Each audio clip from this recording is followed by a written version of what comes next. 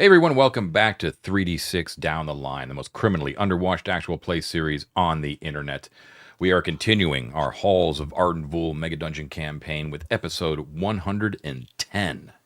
Halls of Arden Vul is written by Richard Barton, and we are using a heavily modified version of the old school essential system by Gavin Norman, aka Necrotic Gnome. We have a whole full house this evening. My name is John. I'm the referee for the evening, and going around the horn we have... I am Mike. I am playing Brother Lothar, the 7th level cleric of Odin.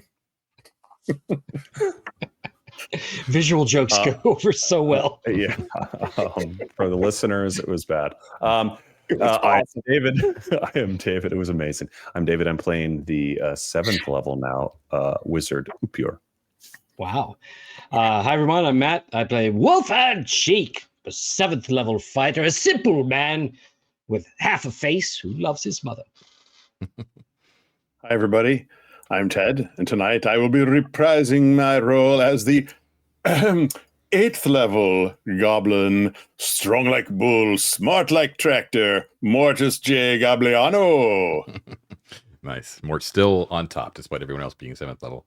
And my guy right here decided to make an appearance as well. So Hey, Elvis. Oh, Elvis. he's got a sweatshirt. He's Yeah, like a yeah. little hockey with his little sweatshirt Yeah, it's on. pretty cool, You got to right? get him a little sweatshirt merch, maybe. Is that Check out possible? check out the message on What the does back. it say? You see that? Oh, best Oh, friend best ever. friend ever. Oh. Best friend ever. Oh, you're killing me. Yeah. Oh, it's too cute. He's John, too cute. John, what age is he now? Where is he? Where would you hit? He's about 11 months, so his birthday is June 30th. So yeah, 3D6 first birthday party. Let's do it. that's right. The guy.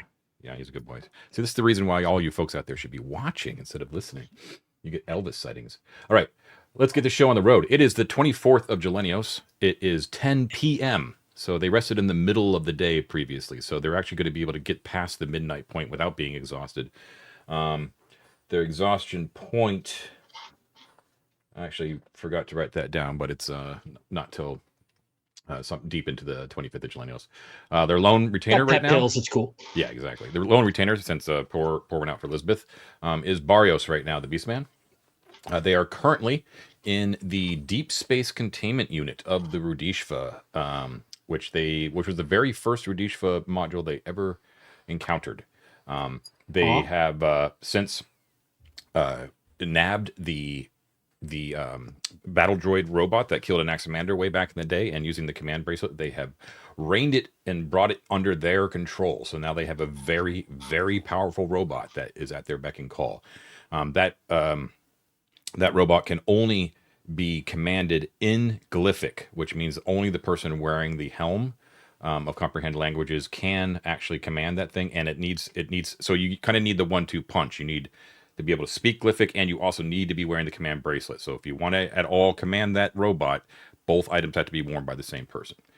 Just putting that out there. They have just retreated from a sort of relatively well-hidden Heketi tunnel that had been burrowed into the former observation station that was now just a smoking hole south of the deep containment unit, after Upior decided to poke and prod a obvious egg sac and got slimed in Venkman style. That slime was much nastier than Slimer from Ghostbusters, though, because it basically dissolved his flesh and all of the gear that he was wearing. So a couple of bookkeeping things that we need to go through first is, Upior, you are practically naked, right? Now, I believe donned something. I can't remember what it was, but do you need to outfit yourself because you basically lost all your gear? We did pull robes for you out of the sack, right? I believe someone pulled something out. I also, and maybe it's worth revisiting just in case we missed something in real time last episode, I deleted everything that seemed to apply to the non-magic, sort of like corrosive thing. Right. But just so you know, so everyone knows real quick, my packed items, although my backpack would maybe be dissolved, so they're on the ground. Oh, that's an interesting concept. But go ahead. Yeah, your backpack's gone. So anything that is mundane was burned away. Yeah. So I don't have a container to carry these things, but the things that are on the ground now, I suppose, are my spell book, my scroll case, the magic rug, the Rudishvan palm rod, Isocritus' dagger, the evil horn, which I'm assuming is magical. Maybe not. Maybe It's still there, yeah. Okay. The immobilizing mesh, wand of lightning, the twisted ebony staff, the deer hide boots. We'll get through this quick, guys. Sorry. Gemstones you said aren't corroded, so I have my like gemstones still. Yeah, stones are good. I have the communication bracelet. Last time I think you said that was okay, but are you sure about that? Does the communication bracelet melt? I think it's plasteel. No, we'll leave that one there. That's fine. Okay. Oh, actually, no. Maybe you gave that to me afterwards, Matt. I think you might have. Well, okay. It's a thought. I have the iron circlet. I have the Mott feather. Does the Mott feather die? No, that was still there. Okay. I have Iso's ring, Scleros's ring. I have the magic pebble, and I had an orange jumpsuit, which I no longer have. Right. So that's what remains. I deleted everything else that was on me, like bells and all that other mundane stuff. Does that all sound like I can keep that? Yeah, you can. Yeah. So that's all on the ground though. So we just need it doesn't need to be detailed, but I just need to know, like, are you going to pull something out of Laryl's sack so that David can Yeah, so that Upir can wear something? I can pull out a new Jansport out of the backpack. Can it be kind of like the Zardoz sort of like BDSM thongy thing that he wore? No, come on, it's so fun. Not in this Well, there's two things. So you need something to wear, and then you need something to carry your shit in. So yes, that's the more important thing. So I can put on like a robe. I'll just say generic robe, I guess. Do you want like a magical girl kind of suit, or what is it that you're hoping for? I want the Give him a kilt. I just that'd be funny. there's gear that's on the bodies that were in the pit. Which we can pull. I'll say this: I am like 6'6" and absolutely ripped. So maybe I'll follow Yost's lead and just give me a bottoms. So that can be a kilt or it could be a loincloth. Your choice, Matt. Jorts. Oh, I like Give 'em jorts. Kilt. Shorts. Dude, you could be like, what's that meme of the rave Viking guy from way back in the day? Okay, sure. Do you remember what I'm talking about? Yeah. What was he wearing? Let me just double check. He was just wearing a kilt. Just a kilt. Was it a Okay, kilt? Yeah, No, he was wearing bare-chested. shorts. Oh, he had but jeans cutoffs and no it's shirt. fine. Oh, was it George. shorts? I think I pulled out. I think I pulled out some lederhosen for you last time. But Okay. if they're True, you chafing, then I can get you a kilt. Can I ask? It's Can not I make wrong. one more suggestion? But I need DM approval of this. If we live in a universe in which Rhodesian technology exists, do jorts exist? Yeah, I get it. But Or are they George short Floyd. enough so that the Can pockets I have hang some out? short jorts with a little fraying at the bottom? Damn juicy, guys. I'm ripped. I Sure. got to show it off. Okay, jorts. I'm wearing jorts. And a muscle t-shirt. No, I'm shirtless. Okay, you are ripped, jorts. so yeah, But yeah. like bag. Yeah. The What one would you that's like permit- open, like all the way down to the middle, like, you know what I'm Yeah. saying? Like you need like the muscle t-shirt. Yeah. The one that's just basically No. 2 strings and like a little napkin. Crop tops for boys are back. So if I wore a shirt, it'd be that. But we're not. We're going shirtless. John, is it okay for him to bring a backpack out of that? Yes, he can bring a pull- backpack. A typical Okay, so backpack. then Yeah. Come for Then the I'll- adventure. Stay for dressing the Barbie doll. That's what we're here for. Yeah. all D&D's about. Everyone's in denial. That's all it is. All right. Okay, so, so that's resolved. okay, so Upir is looking better than he ever has before. Thank you, Green Slime. The now the command bracelet issue. So how are we resolving this? Well, it seems permanently attached as far as I can tell. I mean, I put it on there. It felt like tendrils grew into my flesh, Both the helm and the command bracelet. permanently sealing itself to my body. They both can be It was removed, so horrible, really. you can fight over it. But if now remember, the droid is now been given a protocol to, I think you guys just said, to follow and defend you or something like that. But regardless, like, so that'll stay if you want to keep the stuff separate. But if you want to change anything or order it to do anything beyond that protocol, you will need to combine the 2 items together with one person. So wait, I have an idea. If Wolfherd gives Mort the command, like the memorized phrases that he needs to say, like kill this guy, kill that guy, kill that guy, can I effectively say, listen to what this, listen to the little goblin and do whatever he says? Or does it have to be a direct quote through here? You're saying Mort would have the The command bracelet, right? No, can I use one command to say do whatever this guy says? Oh, I see. No, it can only be commanded through the bracelet. It only recognizes Interesting the idea. bracelet. Yeah. All right. Well, Ted, what do you say? Shall we roll on it? Let me ask a couple quick questions here, real quick. Mort, what are your hit points? Max. 30. Wolford. Essentially the same, 29. But What's your armor class? I cannot die. I am immune to death, so I suspect. Can I just say a quick interjection? It's such a shame I can only cast this once, and I plan to use it imminently, I think, with some of our plans. With the Forget spell, the temptation I have right now, deeply, is to steal it from you, cast Forget on all of you, and have none of you remember me doing it. Solves that problem. Ooh, maybe. But anyway. They're only like erase like 4 minutes of your memory, though. It's like a round. It basically. I mean, we can get into it when I use it soon. We'll put it that way. In the end, though, we're playing OSR sort of style, so it's much more about the party's capabilities rather than any one individual. So I don't think anyone should be butthurt about the final decision. But if it needs to roll off, let's get through this. I just need to know. Yeah, just roll off for something. I actually personally, can I just vote? Mort's got the best hit points, probably the best armor class, and definitely the best saving throws. Therefore, he is far more likely to escape the death scenario with the things intact. That's what I would make my vote for. I don't know what you mean. Like he should have those things so that he survives? You should have those things so that we don't lose them. Right. Well, the bracelet is something Mort found and the helmet is something Wolf found. So there's no happy solution. So let's just roll it. I'm good to roll. You good to roll? What do you want? What do you want? Which one do you want? What's that?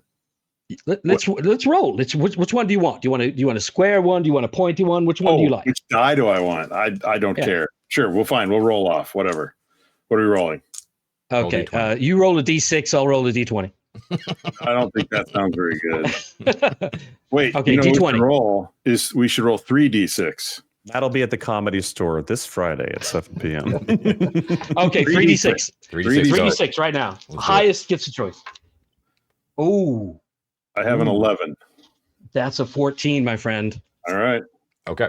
So, Wolf, you have both of those. Remember that it's not a permanently signed thing, so you can certainly change your mind later on. Okay. So, I think that's it. One last thing before we get started, I just want to make you guys aware, make the audience aware as well. In terms of getting the shuttle flight ready, which is what you guys have been questing for this entire delve, the last things that you need is and these are both optional. Like right now, you have everything you need, you think, to get that shuttle flight ready. Okay, bare minimum, but if you want to do 2 things, you need more. Okay, one of those things is if you want to make the jump to light speed, if you want interstellar travel, you need to gain the knowledge and the techniques necessary in order to combine the deuterium and arcanum into that admixture. Okay, you do not have that knowledge. And it's not something where you can look at a manual and just follow the steps and figure it out. Right? It's high advanced science. Like even us, like in our world, we would have a very tough time figuring it out. In addition, John, just to clarify, because I think I understand, but in other words, it's not just having the manual, the text. It is having like the education to interpret the text that we require. And you have okay, that's very good to know. You do have the text. Yeah, you need. That's true, but we need like an academic comprehension of what we're parsing here. That's exactly right. Yeah. In addition, you should be aware, and we made this, we talked about this in the Discord, but I want to make sure the audience knows as well, and just to reinforce it with you guys, that the shuttle is a shuttle. It is not a starfighter. It is not agile. It is meant for just shuttling people back and forth from larger ships, basically, and bases. But so that means that it is not employed with any weaponry. It does not have any housing for weaponry at all, for ship weaponry either, right? So as far as its offensive capability, it's basically null, and you have no right now you have no leads about how to make that otherwise, right? So if you wanted to put ship appropriate weaponry onto the shuttle, you would also need someone knowledgeable in that field. Not only knowledgeable how to do it, but also not only knowledgeable of what it would take, but also someone that has the skills to actually install them, right? And it would be a major modification to the ship, right? There are no housings that are just waiting for weapons to go into. Yeah, Ted. If I recall correctly, the only door or opening window or anything like that on the shuttle is in the rear, right? We can't do like a Huey helicopter, mount up a drone robot on the side. That is correct. Gunner. Okay. Yeah. Again, we need a major modification. Yeah. Yeah. Okay. Okay. So I just want to make that. We do have. I was just going to say, like we did find on the duo mission that David and I had, we did find like a heavy weapon array thing, but it was more for like hallway. It would take a lot of modification if we wanted to try to put that on a ship. The personal and defense. we have no idea how we would do it. Yeah. That's correct. Yeah.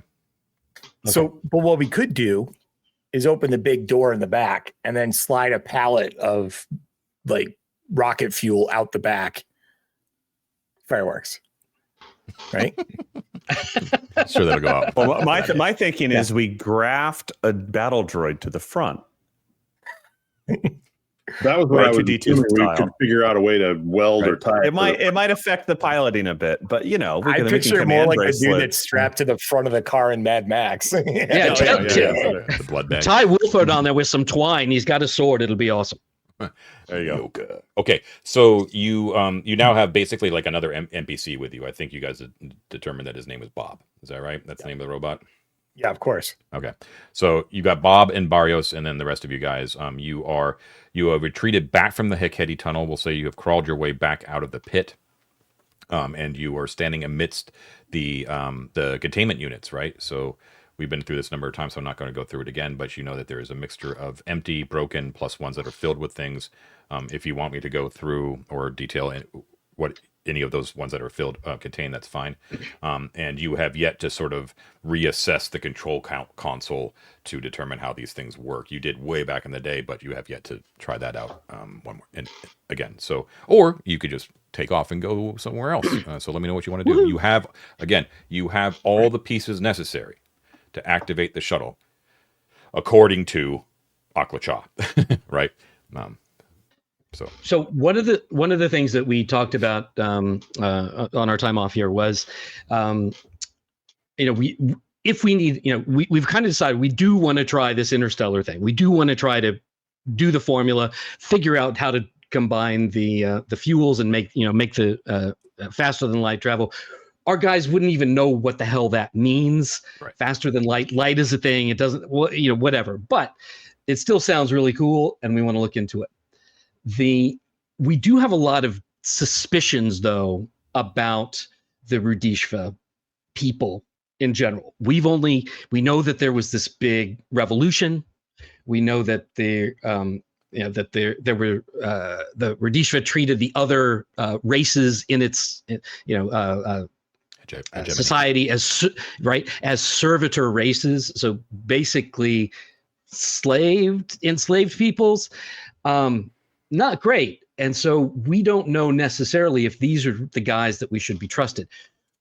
In the notes and the things that we've heard so far, one of the people in the pods was Triv Locke, right? Yes. And who's an officer stuck in there as a result of insubordination and fraternization with the enemy. Yes. Right. So we're curious about being able to talk with her about, just to get a different point of view. The thing that we got hung up on, though, is once we let her out of there, or once we open this up, it's either one of two paths. Either like we trust her implicitly, everything that comes out of her mouth we love, or we're stuck in a place where we have to like restrain her, either kill her or knock her out and put her back in the tube or something. Right. So I think one of the things that we talked about was talking to Aklacha to get some more information about the revolution. And then we have some ideas about something we can do to kind of check how much we trust or how much we should trust Triv Locke. But probably the first thing to do, if you guys are cool with it, is just talking more to Akla-chan, trying to get a little bit more information that she will fess up to us about the nature of that rebellion. Like, how did this start? What, was the escape part of it? Because it seemed to happen right when right? Yeah. All right. So I agree. Is that the plan? So you're going to contact Akla-chan from here? Does radio in? Yeah. Yep. Okay. So Okay, you basically ask her that, right? Yeah. More information on the rebellion and its causes, things like that, right? Mm-hmm. Yeah. Okay. So you're not going to ask her overtly, can we trust the Rudishva? Is that right? No. We're not going to mention Trivlock necessarily. We just more in general. What was the deal about this whole revolution thing, and was it because of this shuttle and this plan to escape? What made things go to hell? Right. Okay. So she tells you that it was. First of all, she greets you, asks you what your status is, and how everything's going. Everything's fine in the hangar bay. That sort of thing. But after the pleasantries, she tells you that the quest to there was after the beacon crashed, there was basically 2 phases of attempting to leave the planet, which was one, to assess could the beacon itself be repaired. That was quickly surmised that no, it couldn't because of the phasing disaster, and it'd be impossible. So then they turned their attention to trying to get the shuttle to work again. And remember, that was you've seen the records, you've watched the data crystals, all that kind of stuff about like what their progress with that and how they were so close to getting there when the ambush happened, right? So yes, the quest to leave the planet was part of the friction that was happening specifically between the Kalyani and the Rudishva and the other servitor races. So she tells you that the chief of the Kalyani, whose name was Listak, and you've seen this name before, okay? He apparently, remember, she's only accessing Rudishva records, right? So it's very one-sided. But according to her records, Listak himself grew bored with peace after the defeat of the Heketi. Now remember, like the Rudish were immediately assailed by the Heketi whenever they crashed. The Heketi were the only sentient beings in the area whenever the ship crashed. So the first order of business was to solidify their hold on the place, right? So they basically exterminated the Heketi or vanquished them to the deep, dark depths of the Underearth. So after that point, when they started to rally their forces and assess like what the damage was and everything, it was a time of peace. But the Rudishva and their servitor races were the only ones around, right? The Listak got bored with it, and she was also jealous of the favored status. He grew jealous of what he deemed was favored status to the Varomani and the Varuda, 2 of the other servitor races. And because he was the leader, he spread these views to the rest of the Kalyani. He felt that the Kalyani were being underappreciated for their contributions and their natural psionic abilities, which was compatible with the magic that was present here in Magay. They were the ones that kind of cracked the code in Arcanum, which was naturally occurring here in great amounts here in the plateau. And it was only through the use of Arcanum that they were able to make spare parts for the beacon to like replicate things that they couldn't replicate in any other way. They used Arcanum to do that. And it was the Kalyani who kind of made that breakthrough. Listak felt that the Rudishva didn't appreciate them that much. So that those views spread rapidly because Listak was the leader of the Kalyani. He became antagonistic when he was in council with Captain Lael Jor. So there was like a council of like higher ups, including representatives from all the servitor races, and he was constantly sort of like poking at the captain the entire time. And got to the point where even though Captain Lael Jor was considered to be a magnanimous ruler, generally pleasant, generally fair, Listak's uppityness, according to Rudishva, got so egregious that the captain basically demanded obedience of Listak, like in front of all the other elders. So Listak got pissed, stormed out, and he ended up seeking out in secret what they called the old enemy, the Heketi. He decided to trade Rudishva secrets for protection.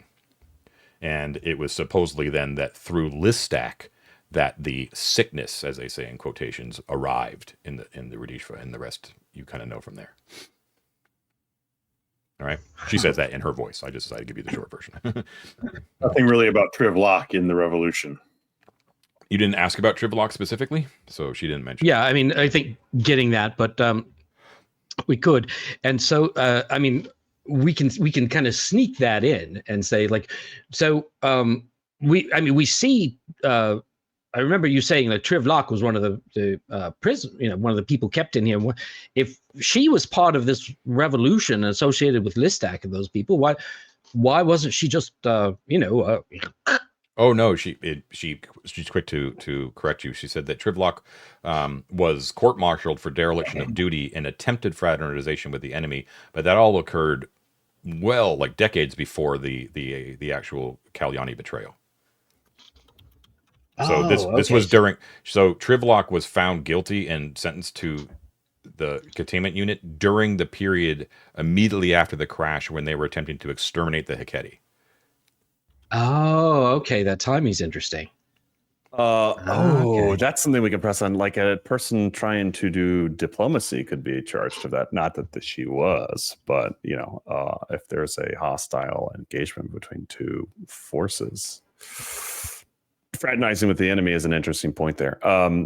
Yeah. So to be clear, like at least according to Akla-Cha, the timeline for Trivlock's sentencing when she went into suspension was there was no indication of Kalyani displeasure, any sort of brewing rebellion at that time. They were very premature. The entire hegemony was focused on just one enemy, which was the Heketi.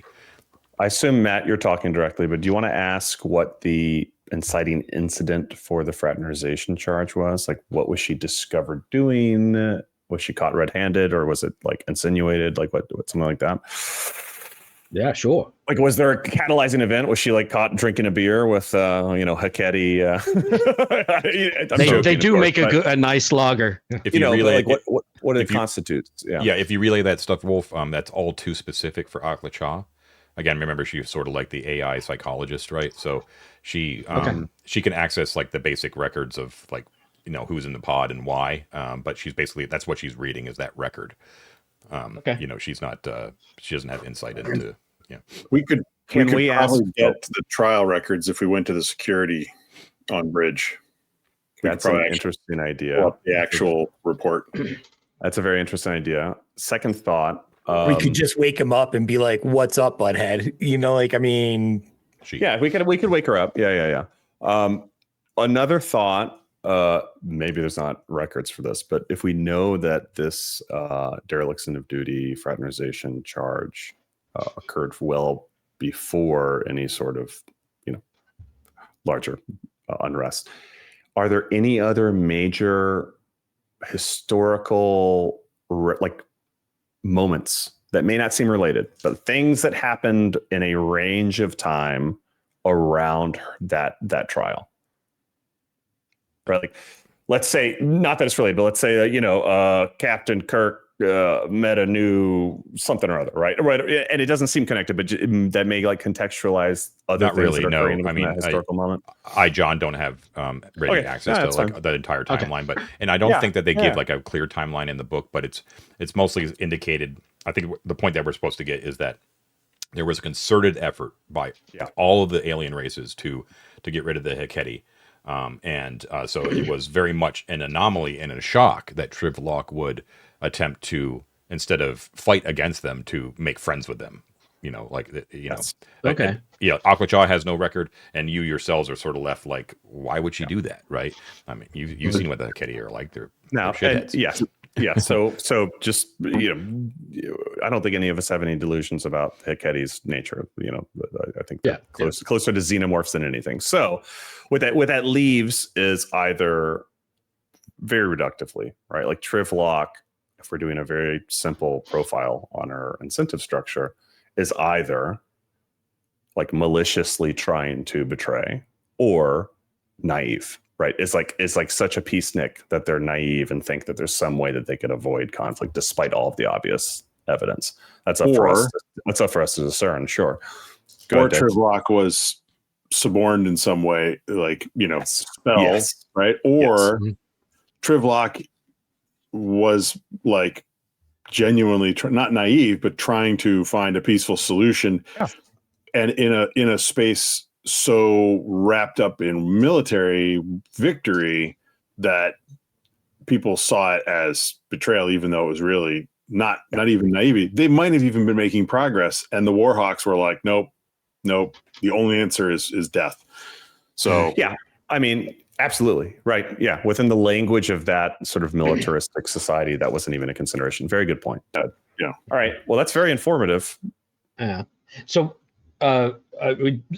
say goodbye, Dr. Charles. Thank you. We're going to get busy for a while. It'll be quiet for a moment. We'll get back. Good luck. Thank you. Bye. Okay. So here's what I'm thinking.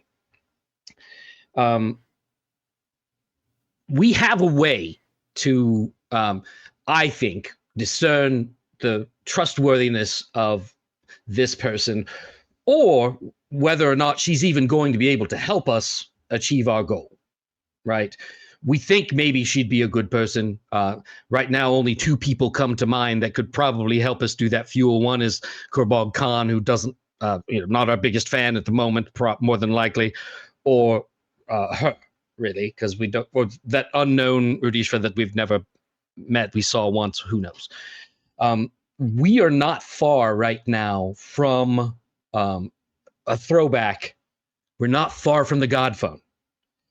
All we have to do is go right around the hallway, right, traipse through friendly territory of Plunger Town. We can wave hi to Trefco and traipse through the hall right over to the God phone, and we can ask Thoth himself which one of these people would be the better helper in fixing this shuttle and making this fuel to go. I'm very down. To go do that first. I mean, it does screw us up. There's saves involved, and I think it messes with your head a bit. But it's not far if you think about it, and plus you get to talk to God, which is always cool. So I think that's a good idea. I'm down to do that. Just a couple other sort of primer things, not tangential, not in direct response to that. I think that's a good idea. I vote to do that. Just so we know things in our bag, because I think it's worth saying if it has any influence on our decisions. Does Trivlock also have psionic abilities, John? No. No way for you to know. I mean, from what you know, with Pradishva, yeah. Well, from what you know, Kalyani were the psionically gifted. And Trivlock is not Kalyani. I'm just making sure that's Trivlock okay. is definitely a Rudishva. Okay. There is, however, a Kalyani in one of the pods. Which is another thing we could ask Aklacha about, for what it's worth, because a servitor race might be more willing to help us than a Radifan. Go ahead, Ted.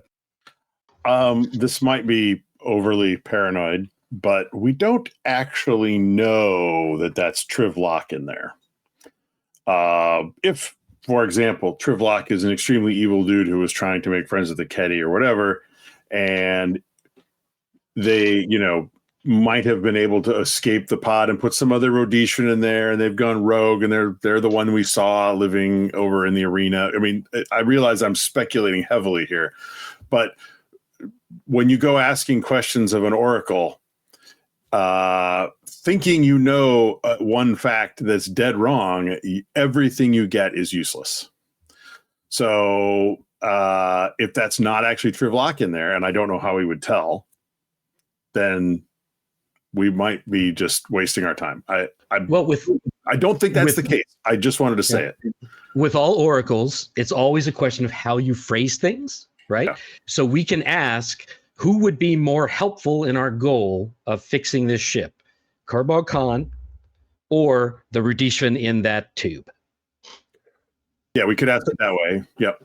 This might be a bit cheesy, but if I were to, for instance, use the clairvoyance spell and imagine the name Trivlock, would that be a vetting mechanism that is legitimate? Or I need to read the spell description again. I think you have to go. You have to visualize a location, not a person. It's a location. No, I think it's or a person, but it's well, I could be wrong. Actually, I think you might be right. Yeah. Locate object for people, do we? Like locate person, maybe. Is there a spell? I've never cast one, so I don't know. I'm just going to read it real quick. Yeah. Honestly, at this point, if they went through the machinations to swap out who that's labeled to be, that's probably beyond what we're. Yeah, it does seem. The more I think about it, the more unlikely it seems. But I just thought, imagine us going along and being like, "Yeah, Trivlock could totally help you. He'd be the great guy to get." And we open up the thing, and it's not Trivlock, which would be classic. Well, the reason it's Trivlock is because, at least what is according to Aklachaw's records. Ted is, the supposition that the possibility is there because she's basing upon what a computer is telling her, right? Exactly. But yeah. And the computer's hooked up to it now. Go ahead, Mike. All tail spinning just a little bit here. It's like, I know. I didn't mean to side rail it, but I had to say it. And it's a great observation. I'm just like, we could literally sit here and talk about this door, whether we're going to open it for the rest of the night. Well, I agree. Let's go. We got a good podcast if we do that. So are you going to open? Are you going to open it here, or are you going to go? Are we going back to Plundertown, baby? Plundertown. I think we should go to the God phone. I do think we should go to the phone. I just want to throw a couple things up. Rapid speed. It is perhaps worth asking about the other tube occupant. Asking Aklachaw about it. I don't remember their name, but the other occupant. The other thing I'll say is, and this is function more than mission.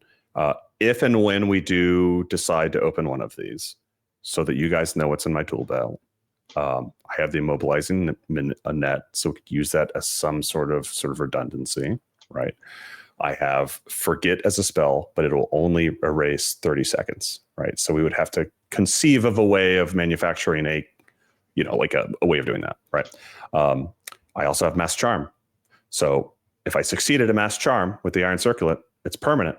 So whether this person is a baddie or not, may be moot. And that's a really important note here. I have 3 casts of mass charm.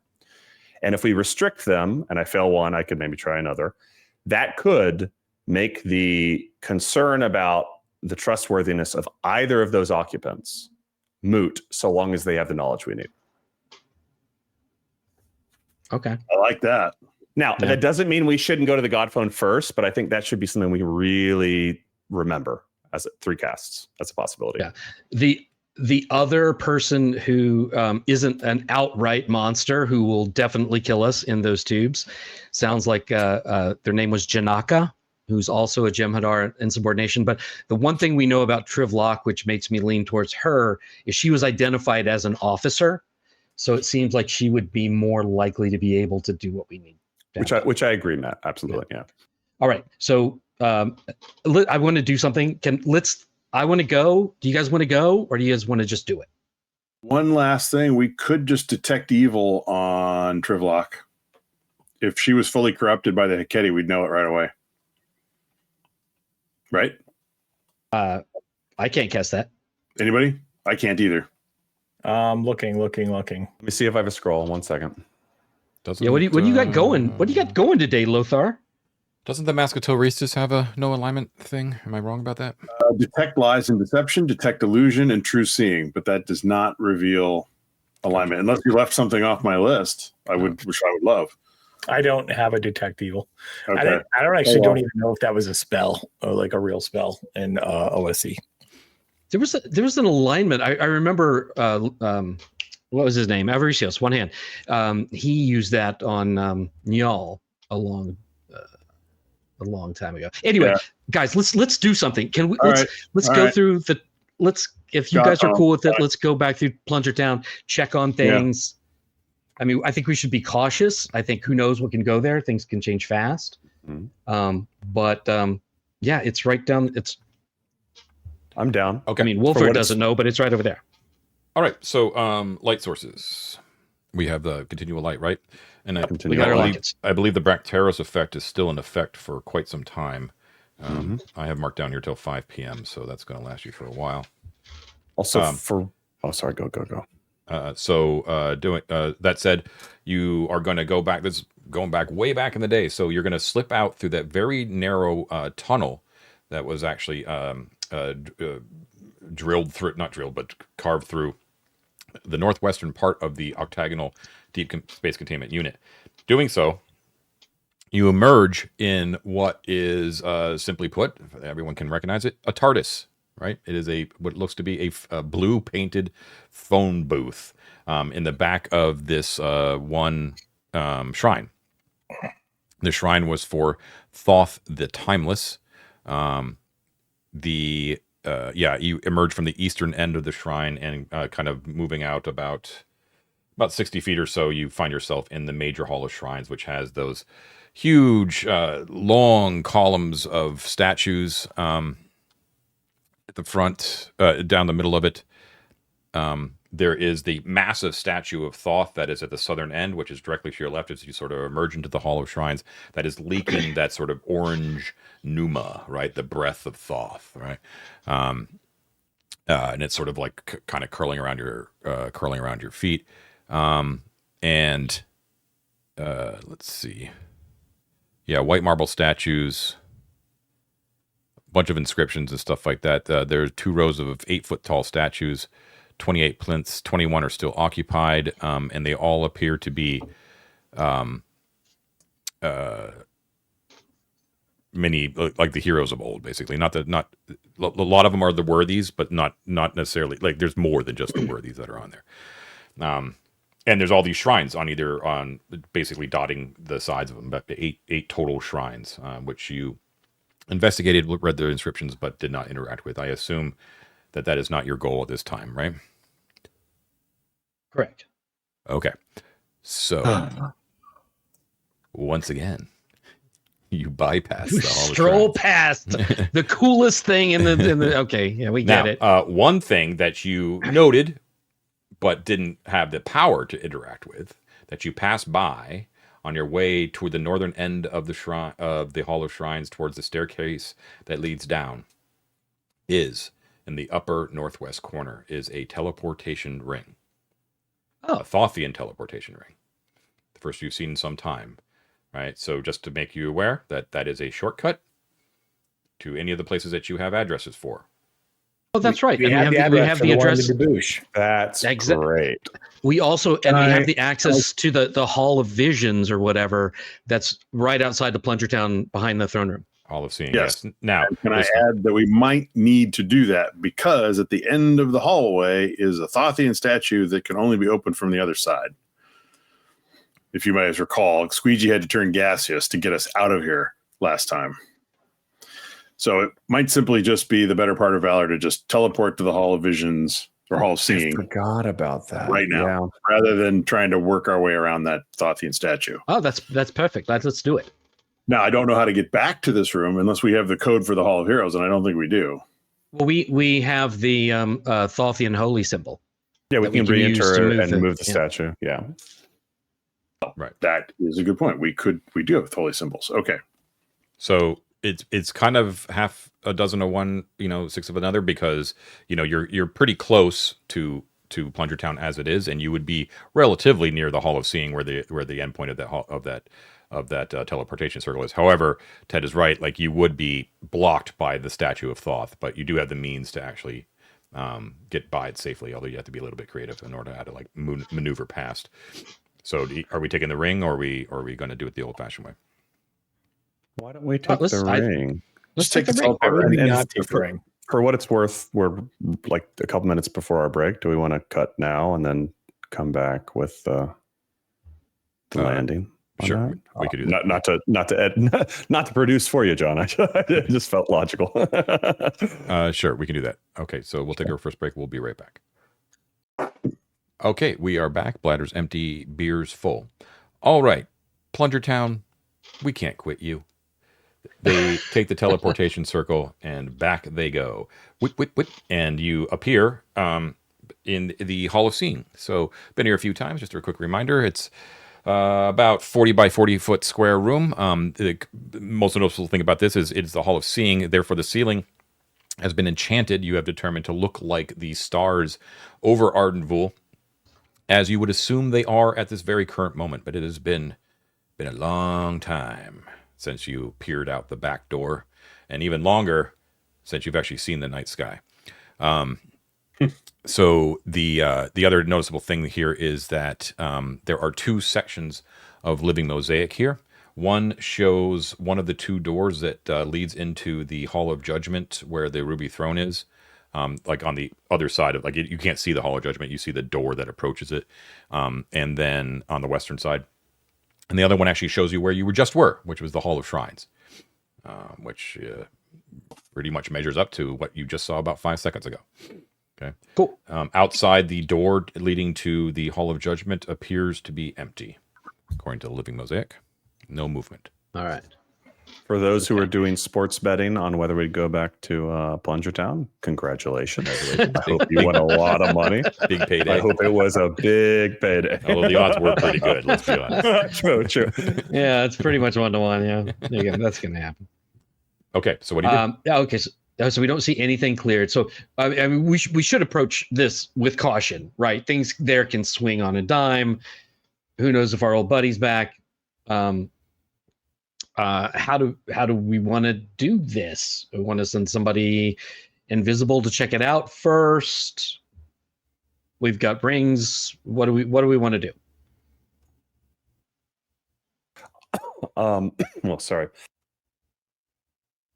Yeah, I mean, I think let's spend like 5 minutes just watching the Hall of Seeing maybe and see if there are any patterns of movement that don't appear like a monkey would be moving, right? The swarms or the big apes. We'll call it a turn. Waiting a turn, you see no movement in the hallways. Interesting. Yeah, why don't we I mean, Mort, do you want to take lead? Do you want me to take lead? Does anyone else? What do we want to I do? can go. Yeah, I'll do it. It's fine. Okay. I'm the death bot. I can also, I have 3 uses of clairvoyance. I can pop one if we want to just be safe. No, Mort will go through. Mort will go through and close the door behind him. Move down to not the immediate door on the outside of that secret door, but the next one down. No, that's that. Yeah, so that one, your goal more is the one where the Living Mosaic shows is what it's showing. Okay. The Living Mosaic does not show the door on the immediately on the outside of the secret door. No, it shows on the western side. Yep. Really? Mm-hmm. All this time, I thought it showed the kind of the whole hallway. Well, I mean, you can kind of get a gander from that vantage point, but yeah. Oh, anyway, I go through the secret door, move down 40 feet to the western door of the Hall of Judgment, and is it closed? It is closed, yes. Yeah, I will listen. Okay, so are you invisible, Mort, or are you just being quiet?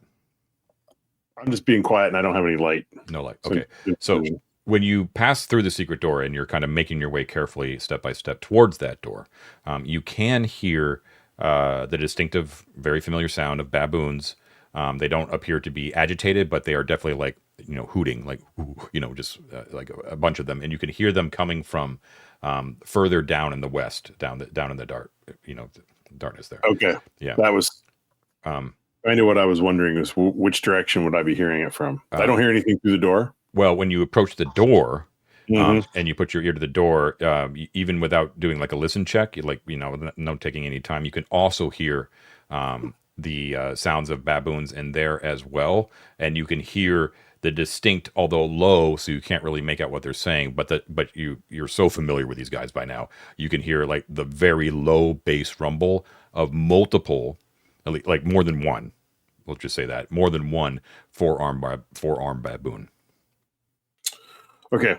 Mort's going to come back to the secret door, open it, go through, close it, go up to Wolf and say, very dangerous. You go first. That took a turn for your little excursion. Okay, so the way that we left this is, as I recall, I don't think I was down there at the time. Was I? I can't remember who that was. Trefco was king of Plunger Town in Monkeyville, right? Whether he was definitively king, I don't know. That was rhetorical. Yeah. That was we right? set him up to be the overseer, essentially. Right. So we can do this one of two ways, right? We can sneak quietly along the back hallway, that northern hallway, and go down. I heard monkeys in both directions, Matt. To the west and to the south. Yes. Okay. There's no avoiding monkeys, I suspect. All right. Let's see. Well, shall we? Iron Circlet. Do you want me to just come with you? Oh yeah, you can do mass charm if you want. Do you want me to just come with you as a contingency in case they get violent? Sure. Or again, I could clairvoyance Trefko, and we can know where he is and see if he's alive. I mean, that's a good idea. Yeah. Why don't I do that? Well, That's an excellent idea. Because, like John said, I can't do a person. I can only do a location. What I will do is do the Ruby Throne. I could do that's true. I could either do the Ruby Throne or the area where we like. No, the Ruby Throne is the best. Vision range on it, David. Like if you pick a single spot, how can you only see 30 feet or whatever? Like I think it's 20. It's I have normal, it pulled up. It's normal vision, basically, like what an eye would see if you were standing in the place. Right. So why don't I just pop it on the Ruby or Mike's old corpse? You know, I'll put it in the center of the room adjacent to you. Let's look. Okay. So, all right. So you use the Iron Circlet of Gon, and you focus your mind on the Hall of Judgment, and it appears before you because you know this place well. It looks unchanged in some ways and very much changed in others. First of all, two filthy rugs have been pulled over the open pits that were there before. The place is, I wouldn't say teeming, but there's probably around a dozen or so regular white-furred baboons that are sort of hanging around. The Ruby Throne is still intact. It's still there. The Judgment Pole is also sitting right in front of the throne as well. Last time you had witnessed in there, Darius's corpse was attached to that pole. After Mort had done his dirty deed. Darius is no longer there. However, there is another figure that is tied to that pole that appears to be human. His legs are sagging as his arms are sort of attached to the pole up above, right? So you can't quite get a feel for how tall the person is. Obviously, male, though, slim and wiry with coal black hair, a thin nose, and the one distinguishing feature that slightly rings a bell, even though he's wearing nothing but like a shift, like a breech clout, basically, is that his cheeks are, you're not getting full detail, but they are scarred with like raised welts, like raised white welts on his cheek. Oh, no. Sitting on the Ruby Throne is none other than Trefko. You immediately recognize him. He's got the gray hair in his fur as well, but he is bedecked in full regalia with a huge, bushy, white furred cloak that matches his own cloak. That looks distinctly like, and there are like draping limbs of that skin that are sort of hanging off like ermine tails, but they're forearms of another forearm baboon that was skinned sometime in the recent past, that he's wearing like a robe of state. He sits regally, and in one hand, he holds a very large lance, and that tip of that lance is tipped with a black shining metal. All right. He wears on his brow a slim circlet made of some sort of silver or platinum or some sort, with an emerald directly in the center, which also may ring a bell. You feel like you've seen that before as well. At his side is another forearm baboon. This one is wearing a toque, a chef's hat. Oh, okay. And there is a gleaming broadsword that looks that looks like a small sword in his hand. That is obviously gleaming with a magical light as well. And he, this companion to Trefko, is wearing a silver colored silk cloak with a hood that almost looks like a small cloak on his back. Okay, David, is it Sir Simon? Do you think he had a silver? I think it's got to be. I think that's his lance. That's my suspicion. Yes. Yeah. I do desperately want that chef hat, and we'll give a ruby to that person in exchange. I think this is a great opportunity for us to come in and say hi to Trefco, guys. I think We this got is- it. We Let's got go say it. hi. We've got to say hi to Trefco. I think maybe do we want to go through that western door so that we're not kind of giving away our eastern secret there? That's why I was like we looking at came that one. Yeah. like we came through the hole. Yeah, I think that's a great idea, and I think we should come in loud and dangerous as it sounds, not armed, just in case. but with the death bot. Yeah. Well, I don't. The death bot is a liability. I think we should leave in the Hall of Seeing. Honestly, No way. Death- if death this bot goes is- bad, if this sour, goes that bad, will yeah. save it. You can't Okay, leave bot okay. behind. can we pull out of Laurel's sack some paints and give it a little bit of a monkey face?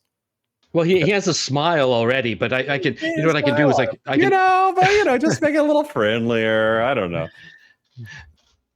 That might piss them off even the more. fluff. It's fine. Okay, that's true. Yeah, I don't want it to be an insult. Why don't we go through the right door? Let's go. I will. Can I announce? I'm so excited to see Trefco again at full volume. Is that okay? Sure. Yeah, we can. I think we should all go in calling Trefco. Trefco. Yeah. We Right. seek an audience. And in fact, yeah, let's do it. Okay, so you throw open the door and you walk in. So you are assailed, of course, immediately with the smell of baboons, and you present yourselves from behind. Trefco whirls around on his throne, like putting one of his forearms on the back to kind of turn his head around, and he sees you in shock and surprise. He puts two of his arms on basically against.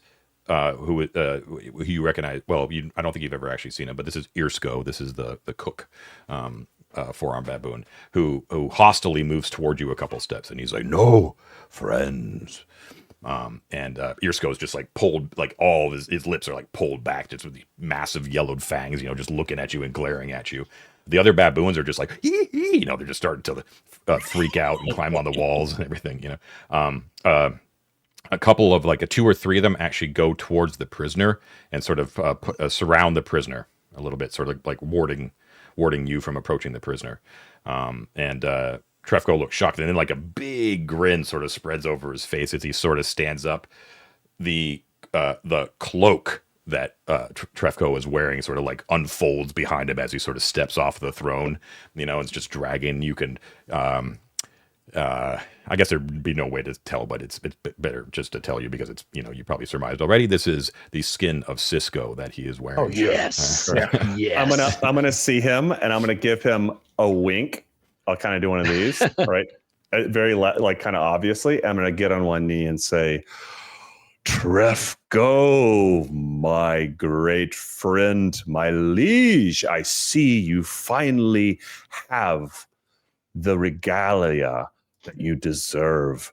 Oh, the ruby throne benefits." The wink was kind of like I'm trying to make you look good in front of everyone, but whether he gets it or not. But right, yeah. He smiles down at you, and he says, "Yes." He says, "You like?" And he kind of pulls up the cloak. He says, "I love a cloak now." Yeah, sorry. Yeah. King indeed, and you wear the skin of the betrayer. A very good. He like puts like one big like index finger underneath your chin as you're bowing, and he with no effort at all just sort of raises your head and turns your head from side to side, and he goes, "Wear your skin." That's No true. longer What was there. Didn't we kind of heal it though? I mean, I'm not because I'm trying to choose. What was the? Oh yeah, you're right. I actual- forgot. I'm scarred up though. I think Wolford I'm is the very one who scarred. still has his skeleton out. I think what the fluff I said at the end was like I want it to still be like a discoloration, so you can see that something happened there, even if the form is there. Yeah. So I'll respond. I, like yourself, have received the mark of honor of a great warrior. He looks at all of you. He says, "Trefco, very surprised, all still here. Look worse for wear." Well, most of us, anyway. Irsko kind of looks up at Trefco and he's like, "Boss, you want me throw him in pot?" "Good eats." And Tref goes, no, he's friends. Friends help Trefko ascend the throne, he says as he kind of throws his cloak back. And he kind of puts his lance on the ground. When he kind of bangs the lance on the ground, the figure on the pole sort of moans. He's like, oh. I don't want to dominate this role play. I'm going to do one more thing, and then y'all just go for it. Okay. When I think you have to. I got to go tuck in that kid. So sure. Roll it. I'll be right back. Okay. Sure. Ted and Mike, feel free to chime in. I'm going to do what I said I was going to do. When Earsko acknowledges me and says, "Should I put it in the pot?" I'll say, "Earsko," as I don't think you'd know what precocious means, but what I'll say, as precocious as always, my dear friend. Oh my! What is that sits atop your head? It is remarkable. Crown of office. Crown of office. Says what my job is. Good. I love that. Do you have a mother? I'm gonna wing it, y'all.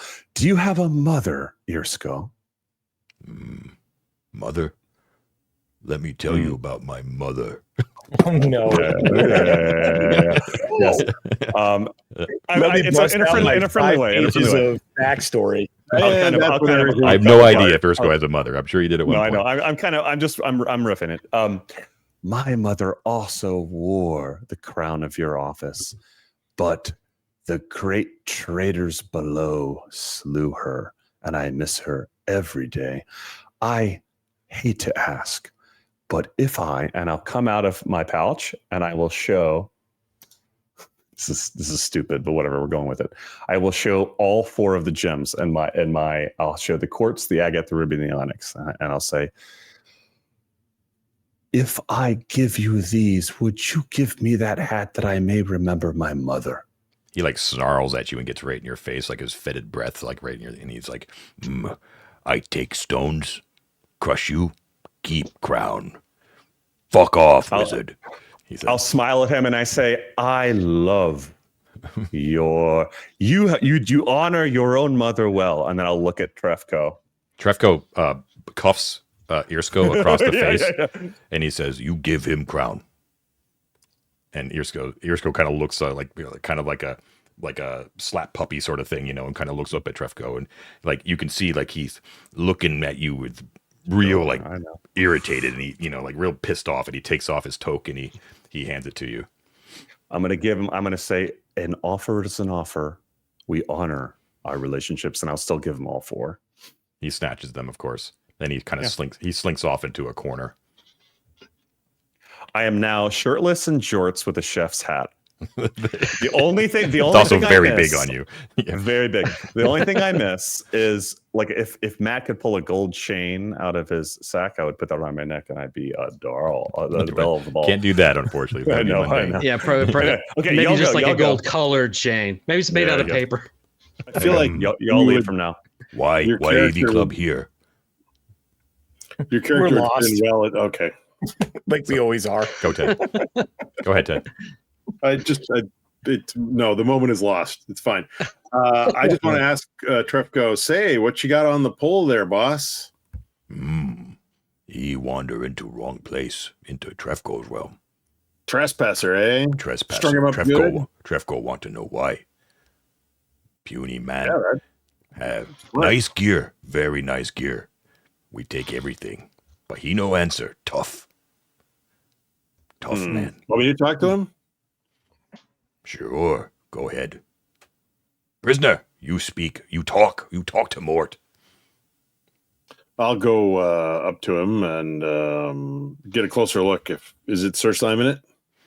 So or you different Sunscar Knight. Yeah. So when you get close to him, so when you saw Sir Simon, he was dressed in his armor. Right. Mm-hmm. You were able to see his face, that sort of thing. But you do recognize that the lance was his, right? The sword that Earsko was wielding was also his, and the circlet that Trefko was wearing was his as well. The armor is nowhere to be seen. So Simonette, now you're starting to seeing Simonette as he really is. So he's actually much smaller in frame than his armor gave away, which was gigantic, right? He has it's almost kind of adorable, actually. He has very prominent incisors, so they're not quite buck teeth, but they're bigger than the average person's, right? Now he's got those welts. The welts on his faces are basically a circle with radiating lines coming from them. Looks like a sun, right? So if he was sun scarred, perhaps. And what you remember most about him is that his pupils are bleached of all color. So his pupils are actually white instead of black, and his blue eyes. All right. But he looks much the worse for wear. There's blood. He looks bruised, beaten, and not a lot good. But he looks up at you and he says, he says, "I recognize you. You're Mortis J. Gabliano. It is very good to see you, my friend. Are you here to save me? Because I could use some salvation." Well, Sir Simon, it remains to be seen what I can do for you. I will give it an honest try, but Trefco is a mighty king and not likely to give you up lightly. You know this prisoner, Mort?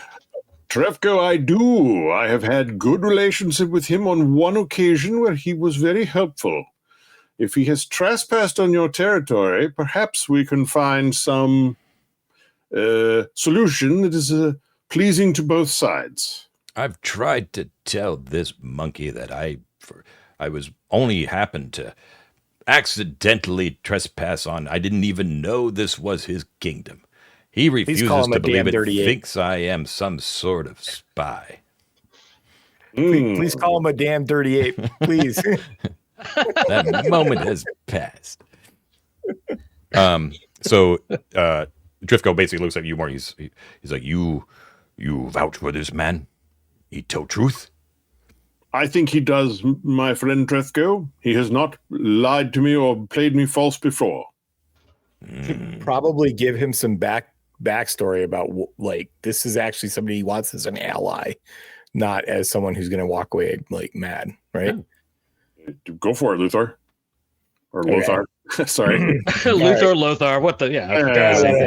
Whatever. And without having to do a funny voice, John, I'm just going to tell Trefco. Required. Never required. Go ahead, Mike. It's in your backstory. You got to do it. I am Lothar, and I speak the truth. Go ahead, Mike. What were you going to say? All right. Anyway, will there, Trefco? No, I'm not going to do it. I will just tell him about the Sunscarred Knights and about how their basic mission is to wander the halls, gather knowledge, and ensure that, like, the balance of power, and I'll try and dumb it down for Trefco a little bit, stays kind of like even, and that by supporting the Sunscarred Knights, they're likely to support you with their knowledge and with like maybe even an ambassador. Garrett had never told me about these knights. Yeah, I'm not surprised that he probably would never have told you about them. Or maybe he knows. Probably not people that you want to have as an enemy. Little man, If I say sorry. Did not know. And that's quite all right, monkey. I have no hard feelings. He's a baboon, sir. Every time he goes, I'm going to kind of go. I'm going to turn to Sir Simon and go. Sir Simon, this is Trefco the Grand, warrior of the white ape tribe, and king of all in this domain. So you might want to address him as Trefco. Yeah. Don't forget friend of AV Club. There's that too. Fascinating that they have more than just simian intelligence. Remarkable. Well, Trefco, my friend, no hard feelings whatsoever. If you'll just hand me back my accoutrements, I shall be on my way. This is a great character, John. He's Trefco. kind of a piece of shit, even though he's technically a good guy. I mean, this Trefco. Very specific character play. Well done. Trefco is he's like, and he's like, he kind of pulls the lance closer. Me like crown, me like lance. Wolford would note if you're feeling like you don't want additional trespassers to come through your area, this guy is probably one of the best people to get that word around.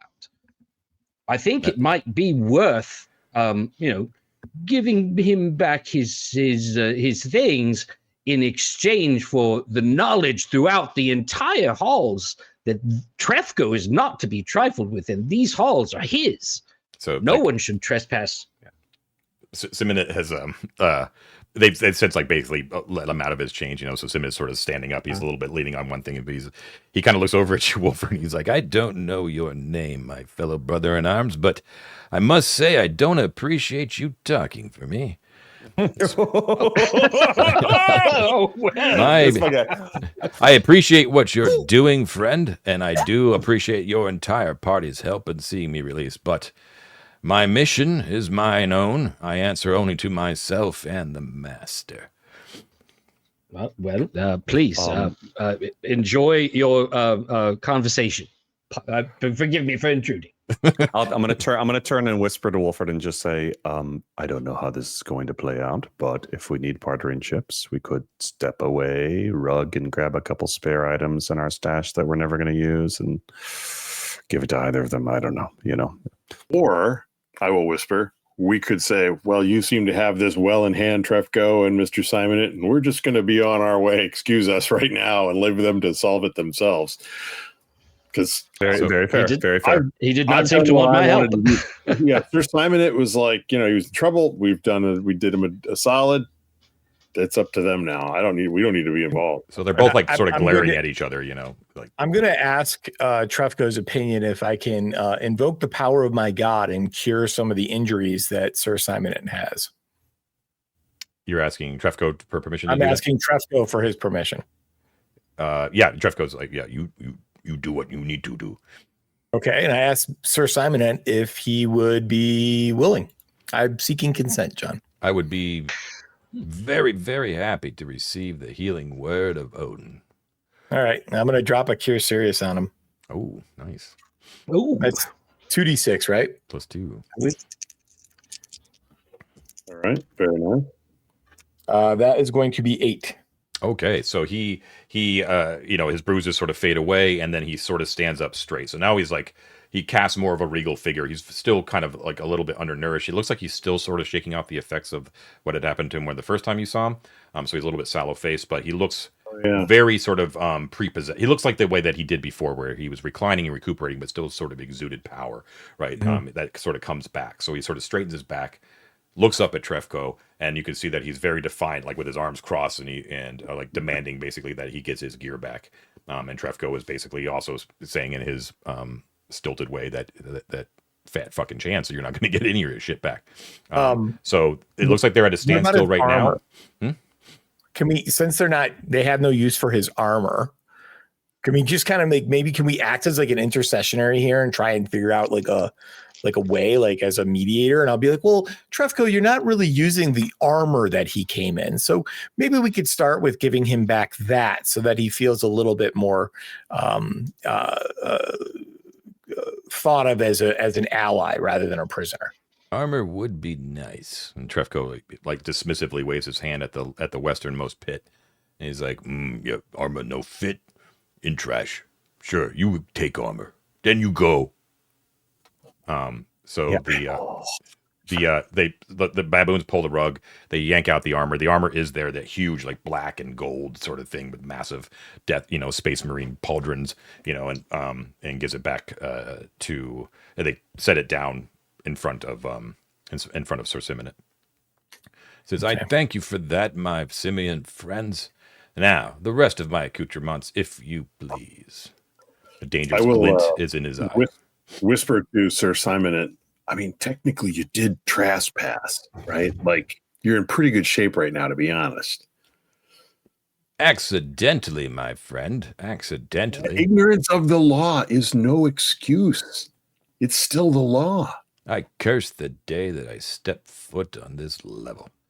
Here I am trying to find evidence of the lost cult of Priscus Pulcher, and I find nothing but hairy white baboons. Well, so be it. I shall take my losses, but I shall remember you, Trefco the mighty. And so shall the master. And he sort of collects his gear and makes to leave down the southern hallway. And I'll just bow to Trefco and thank him for the mercy that he showed on this guy and just say, we don't know much about this master that he speaks of, but we've met several of his knights and they're all fairly dangerous. So you might Trefco want like to flexes his forearms. He's like, as dangerous as Trefco. I have no idea how dangerous the master is. As hard as it is for me to believe that you would be, that you would not be as dangerous as their master, there are a lot of them. But there's also a lot of baboons. I mean, they had this guy prisoner, and we wouldn't have even considered fighting him. So yeah, but they probably didn't even think that. You know, like I'm saying, it's like Sir Simon had probably wandered in here without really realizing what he was getting into. Sure. Like four of those I've knights with offered- those lances coming in here might be like a whole different story. You know, I proffered the idea of walking into the hall, jumping on the rug, grabbing. We have a cachet of weapons not used. We could either give to Treffico or him and just say, one moment, we have a great idea. So there's an important thing, though, which is that those are our weapons. And not Simon's weapons. You forget about greed. Yeah. One more thing. I'll just say this, Trefco. You know, it's pleasure getting to know you and all this. I will say one thing that I've noticed, and that is having a weapon definitely makes you powerful. Not needing a weapon and your enemies knowing that you don't even need that weapon. That, my friend, is true power. You speak wisdom. Nice. It's true. It's true. Why don't you roll me a d6, Wolford? You want a 1 or a 2? Oh, it's a 3. Okay. Can I make one more suggestion? Too fast. Yeah. Sorry. We have, and we no longer need, a platinum and a gold rod, which are a great regal scepter. Trade them. Yeah. Go for it. I mean, whatever. Yeah, sure. Do we not have any weapons that we're not ever going to use? Like There's a ton of them that we'll never use. I have Oculus. We could give him Oculus. That'd be fucking badass. Treffico with Oculus, but I think the will save would really fuck him up. But I mean, if I were Trefco, I would not give back that lance. no, of course not. Like, my subjects saw me take it from this warrior, and to just give it back and let him walk off looks bad. He has to keep it. It looks really bad. So, Yes. but I am worried about. I mean, I don't think they're like an expansionary group, but I am worried about the Sunsguard Knights coming back with some sort of agenda. So, if not Trefco's Trefco, problem later, we're going to be on Mars, man. Don't. yeah, but don't forget, I love Trefco more than any of you. Period. No margin. So It's Trefco, fine. We can move on. Trefco basically says that in so many words that you're basically vouching for him, and he's not just going to let like Sir Simon just wander around the halls. Like he needs you guys to either you escort him out of the level, or the baboons will escort him out of the level. That's it's really up to you what you would like to do with Sir Simonet, but one way or the other, he's got to be escorted out. I think we should take him out so we can learn more from him and find out what's been going on in the halls, right? He's very valuable. Yeah, for sure. And maybe we have some weapons we can give Sir Simonet, because that might be an easier sell. Like, we don't have to give him anything crazy. We could give him Oculus. That's a weapon befitting a Sunsguard Knight. It very much is. I'd be willing to give him Oculus. I'm not going to use it. Why don't we give him Oculus? That's great. Let's do that. Okay, so I will approach Sir Simonet as we guide him. In which Get him out of the room here. Yeah. In which direction are we taking him? What exit do we want to guide him to? Take him to the caves. The what's his name? Garlad's escape route caves. We take him to that hole in the ceiling and shove him up there and tell him to get the hell out of here. Right. Or ask him how he came in. We might learn something. That's a really good point. Ooh, yeah, we could walk him the way he came in. Okay, so you're done with Trefco, right? I do want to just ask Trefco as we're leaving. I just want to say, sorry, Ted. I just want to ask him if he has seen Garlad lately. No see Geralad, but messengers from Geralad. Oh, often, yes. Yeah, what does he have to say? Oh, he wants to come back. We say no. Two sides now. Trefco's kingdom in the Well of Light. Geralad's faction. Outside the Howling Cave near surface. Howling Cave now. No man's land. But every day, more and more Geralad's monkeys join Trefco. Better life here. Trefco, King Trefco, is there anything that you need to strengthen your kingdom? More baboons. More guards on egresses. We already close up the old retreat. No access that way.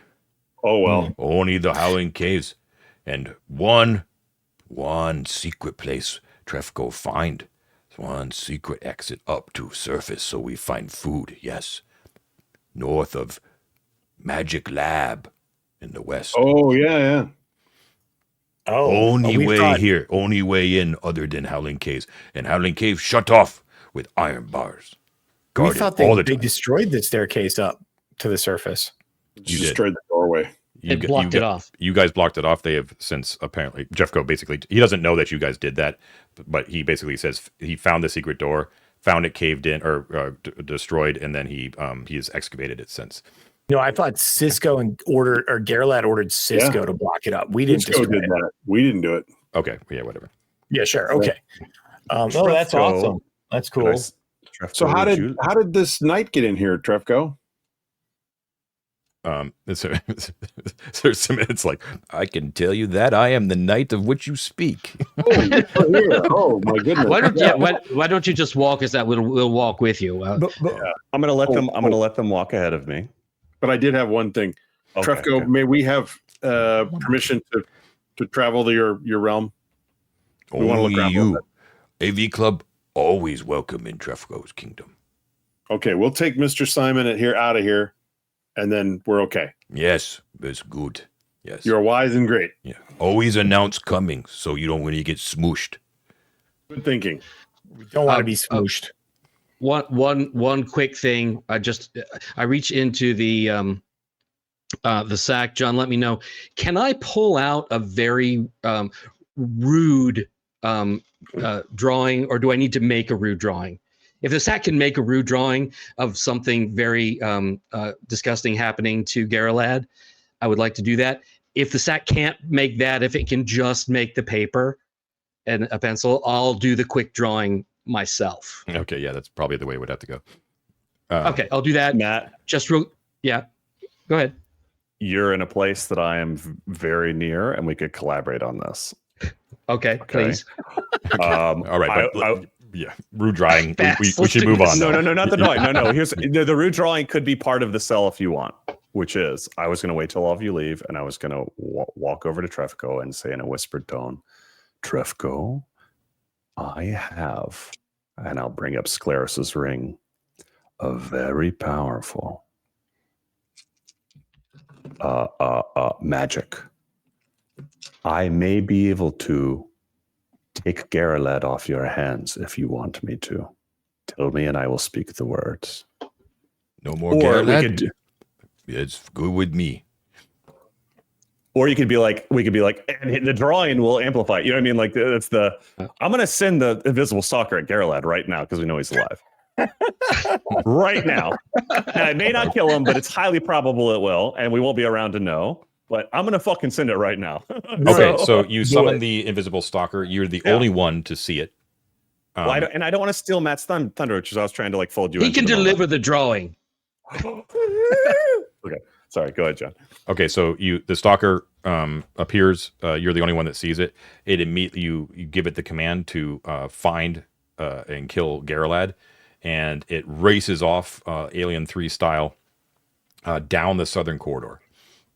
Okay, and I will say to Trefco, your messages will probably stop, and you may find the rest of the baboons want to join you, but keep an ear out in the coming days, basically. Wily wizard. Very good. I remember trees.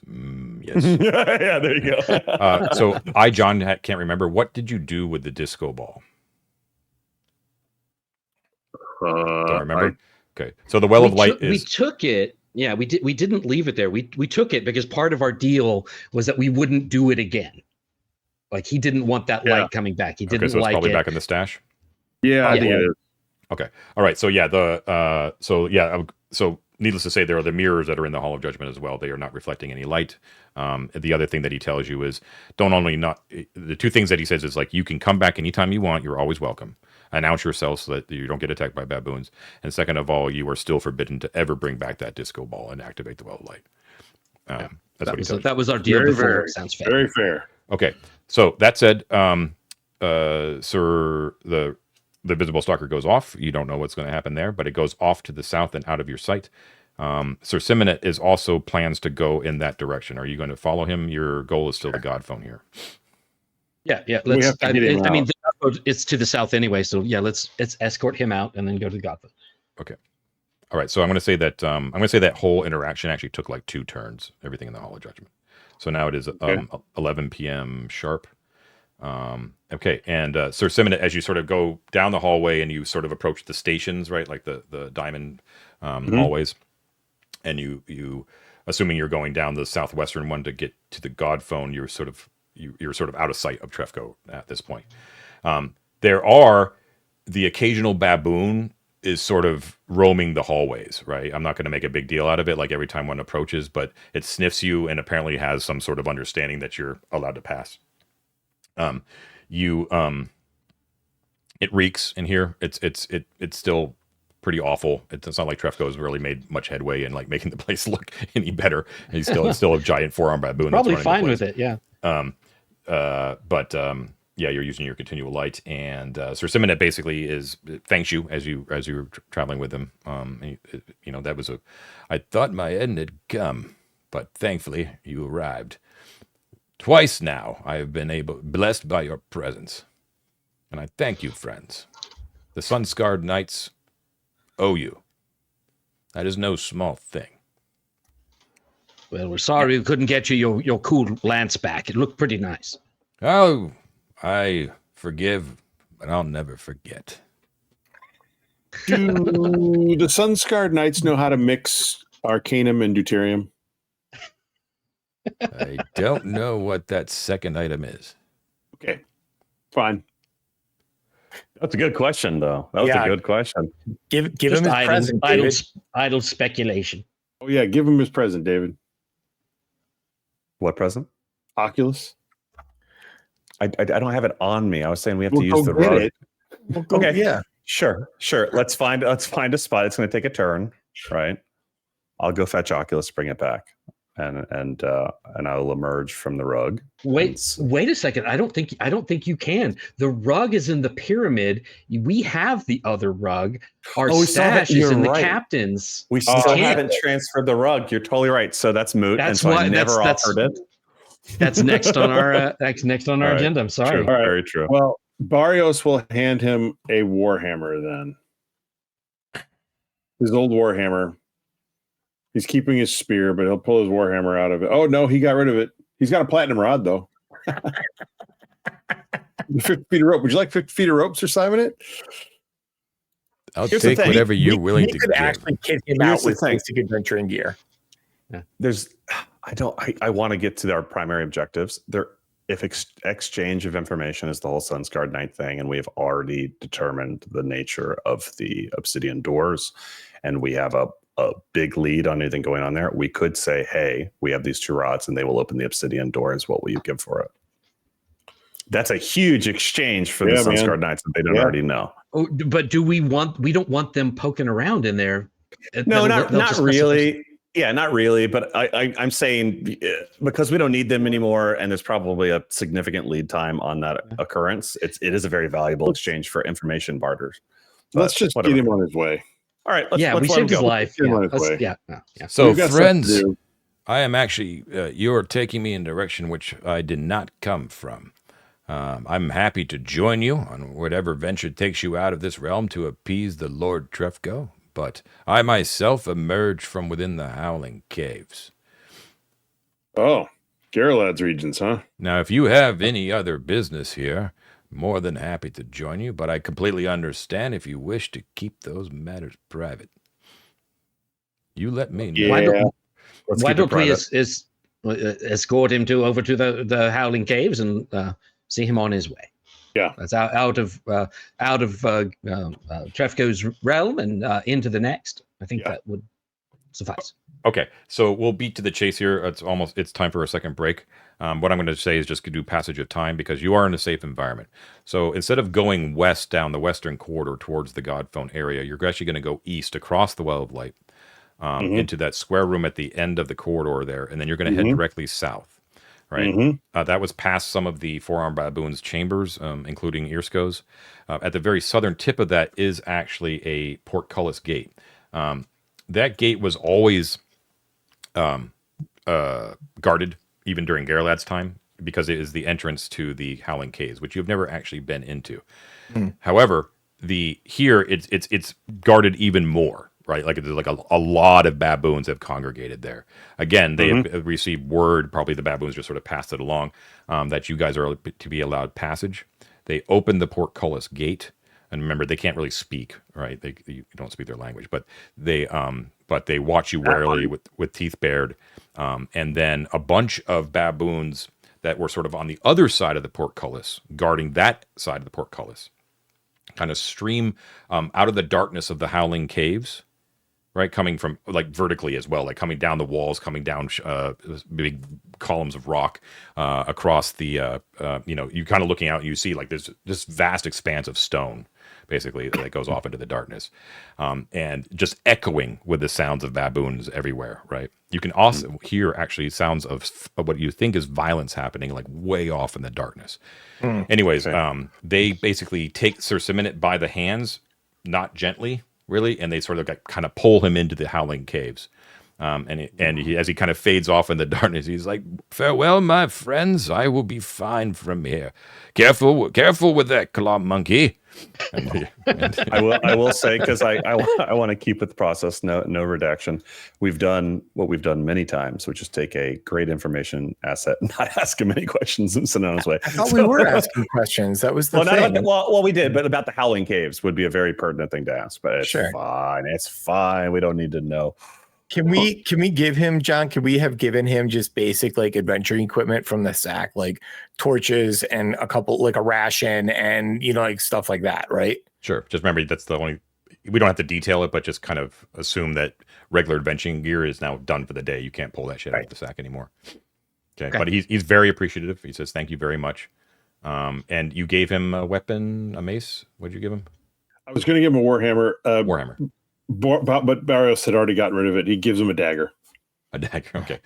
He thanks you. He thanks you though. He's happy to get whatever he can.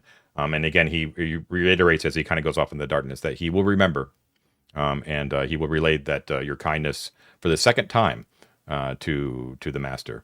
And he goes off into the darkness, being kind of carried away, mosh pit style by baboons. With that glom. Nice. Nice. That journey. Moving at 90-ish, maybe 60-ish. Let's see, 1, 2. I'm at 90. And then you're going to retreat all the way back, right? Yeah. Right, with no delay. Okay, so it's going to take about 4 turns to get down there, and then 4. So we'll call it another. Well, you can move quickly back, actually.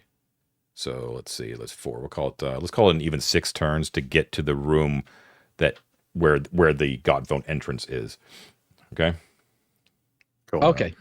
Just a reminder, guys, I do have haste if we're ever worried about timing. I don't think right now it's a big deal, but just right now I think we're cool. Cool. All right. So that puts us right at midnight in the game world. And it also puts us right in time for our second break. So we'll be right back and we'll pick up with what they plan to do with the Godphone entrance. We'll be right back. All right, we are back. Bladders empty, beers full. All right, so you've made your way down the western corridor from the Well of Light, and you know from previous time that you've been in this very strange room that you can see it coming because it's lit with a continual light spell as you kind of approach it. So where is it here? That one, okay. So yeah, there used to be that. Well, okay, 20-foot tall chamber. You know that the baboons basically shun it, like they don't want to go anywhere near it. There is a fresco of an ibis that occupies the entire western wall, like it's a huge thing, like on the western wall. Its eyes were filled with coconut-sized lumps of arcana, which you guys removed. Those eyes, those lumps of arcana, were sending out in interval waves, like a pink energy that was sort of like basically like dispelling magic as it sort of radiated outwards. That's no longer happening. So it's still continual light. They still have a suspicion about it, even though the baboons themselves don't really know it's technically kind of safe right now. So those waves of energy are not happening anymore. On the south wall, though, is what interests you. There are 3 blocks of granite that protrude from the wall. They are 6 foot wide, 3 foot tall, and 3 foot deep. They've been carved to resemble open mouths, complete with hints of teeth. All the open mouths, the cavities themselves, are a complete darkness. Right? You know for a fact that the middle one is the one that leads to the God phone. Carved on the floor in front of all the mouths is the phrase, "Those who would seek Thoth's knowledge must possess the wisdom to follow his breath." That's in Mithric. Okay. 2 things real quick. Iron circlet's on. Nothing pings in here, John? No, nothing ping. Well, the mouse ping. Well, nothing that we're not aware of. Yeah. Second thing, just real quick, because we never tested it. Does anyone have a pole or a stick, or can we pull something out of the sack real quick? A mundane item. What do you want to do? I want to stick it in the other holes and see if it like. Whoa. The family channel, David. I know, sorry. I want to stick it in. I want to stick it in the 4th hole, which only people under the age of 30 will know what I'm referring to. I want to. No, not just people under 30, David. Okay, so context, real quick. I seem to recall, unless my memory is wrong, because it is very faulty, that when I put a torch, for instance, which we could also use, into the gaping maw of the Heketi statue and the pyramid statue, which had a similar sort of like void portal, it actually like deleted the portion I put in there. It was like a destructive thing. And I'm curious if we do that in these, if any sort of similar will happen. I believe you've tested this before. So when you did I put it when you put it in an object, basically in the in all 3 of the holes, actually, at the plane of the cavity of the mouth, right? Like where the darkness begins, your object disappears. It meets no resistance. There's no change or anything like that. When you pull it out again, it is whole, however. So, for all 3? For all 3, yes. We should do the God phone first, but before we leave, do we want to speculate that there might be anything hidden in the other 2, or is it just death, you think? There could be like a hidden stash of gold or something like that. Just I mean, the phrase on the floor seems pretty. No, I know. No. I'm not trying to get us all killed. I'm just saying we know the successful passage, but I'm curious if the other like dead end at a piece of rock or something. Or I can't remember. In other words, if they're not. I can't remember what you did to experiment, but I do remember that you'd done something clever to determine that there was airflow coming from the middle one and no airflow coming from the other 2. Precisely. Which is why I assumed they were a void. Yeah, go ahead. Yeah, on our way back, I think I still have Lucy and Ethel. I don't think I killed both guinea pigs, but I can get a new one. And we can tie a string on it, drop it in, pull it. But let's do the God phone first, and we'll do that on the way back. I agree. Okay, let's move forward. For those interested, the last time we were here was session 12. It's only 100 episodes ago. Yeah, we're at David went 11 now. To the middle field, and I don't have any notes that we tested the other 2 actually. So, I don't think we did, but it's okay. You did. I mean, I wouldn't have made up that you found airflow. I wouldn't. Okay. Sorry. But I mean, it was 12 was whenever you went to the God phone. In later episodes, on one of your many returns to Plunger Town, that's what it was. Yeah, you went back to this room and you didn't go to the God phone, but you investigated some more. That's what it was. Okay. Yeah. Thank you, John. Okay, so going through middle. Okay, so when you cross over you may not remember, because this was indeed episode 12 from way back in the day. Silence reigns on the other side. You're at the very top of a staircase that leads down into darkness, but there is a permanent silence spell here, basically. Right. So you have to move past about 15 feet down the staircase before you're able to hear each other breathing and can talk to each other. It's a long stone staircase. It goes down for about 150 feet straight down. Not switching back, I believe, anyways. Let me check here. Get on the map anyway. Yeah, basically straight down.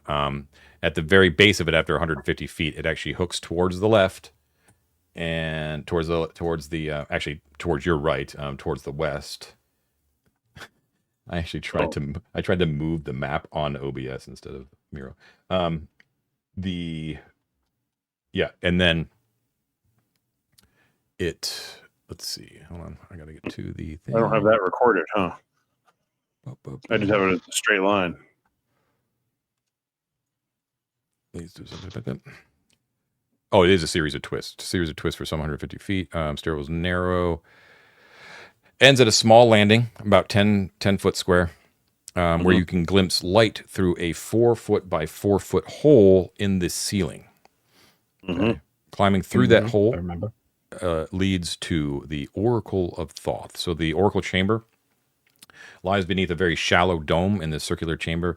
It's about 25 feet high in its center, brightly lit by continual light. Once again, the staircase itself was not, though. You had to use your own continual light to light that.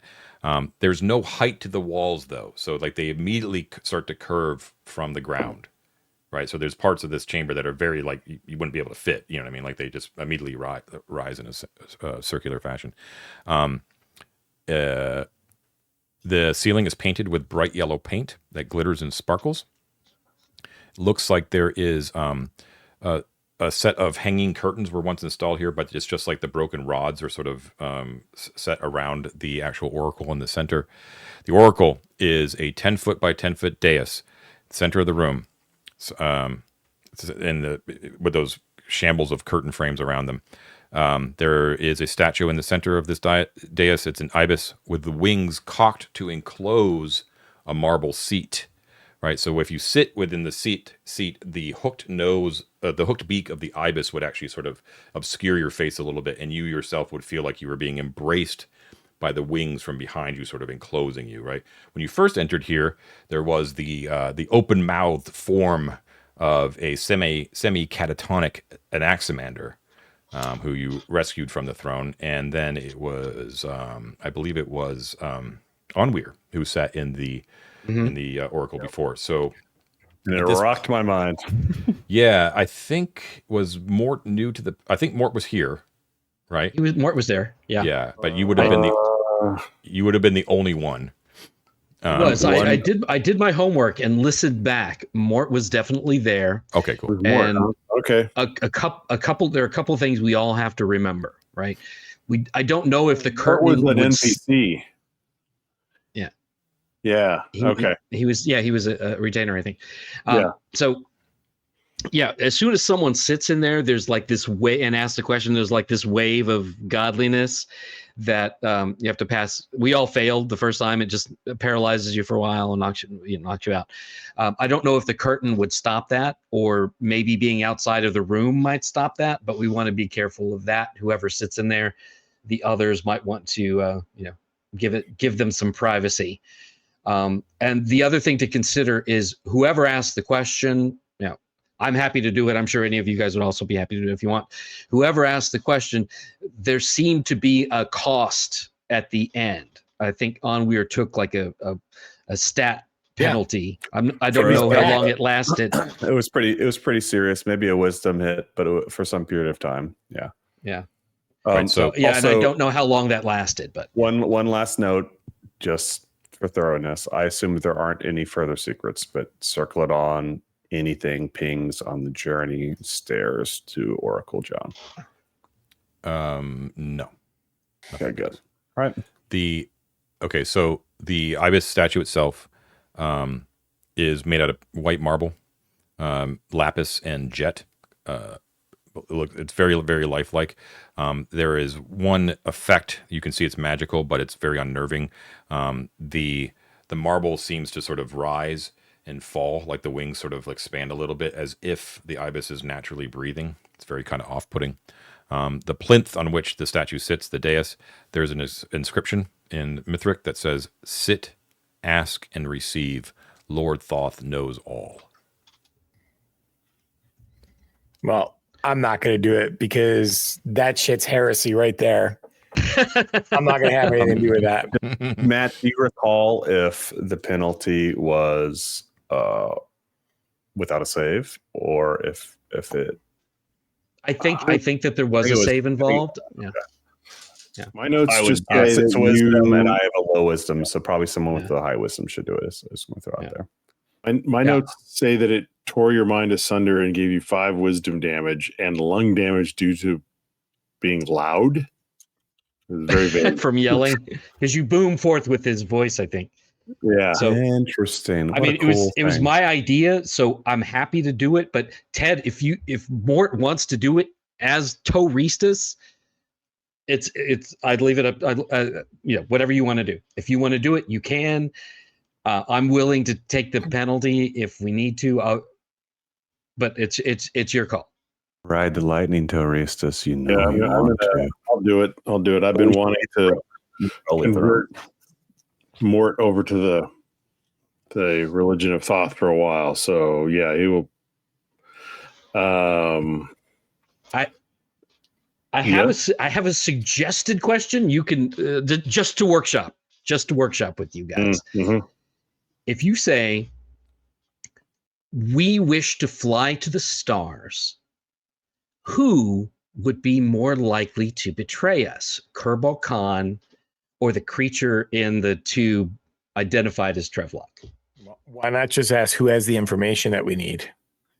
Because that's actually more important than who can betray us. Because I can mass charm, remember. But both are that's a really good question, Matt, for what it's worth. Oh, I'm just throwing it. We can change it however we want. I just I had one roughed out, thought we'd workshop it. I like it a lot. Good point, though, Mike. Mike, I think both could, because Kerbal Khan, that's his whole deal. He knows all this Radishvan stuff. And Trevlock was an officer, on the ship. If anybody should be able to do it, they should. There's lots of officers in the Navy that don't know how other shit works. You know what I'm saying? Sure. I mean, we could be even more neurotic about it and say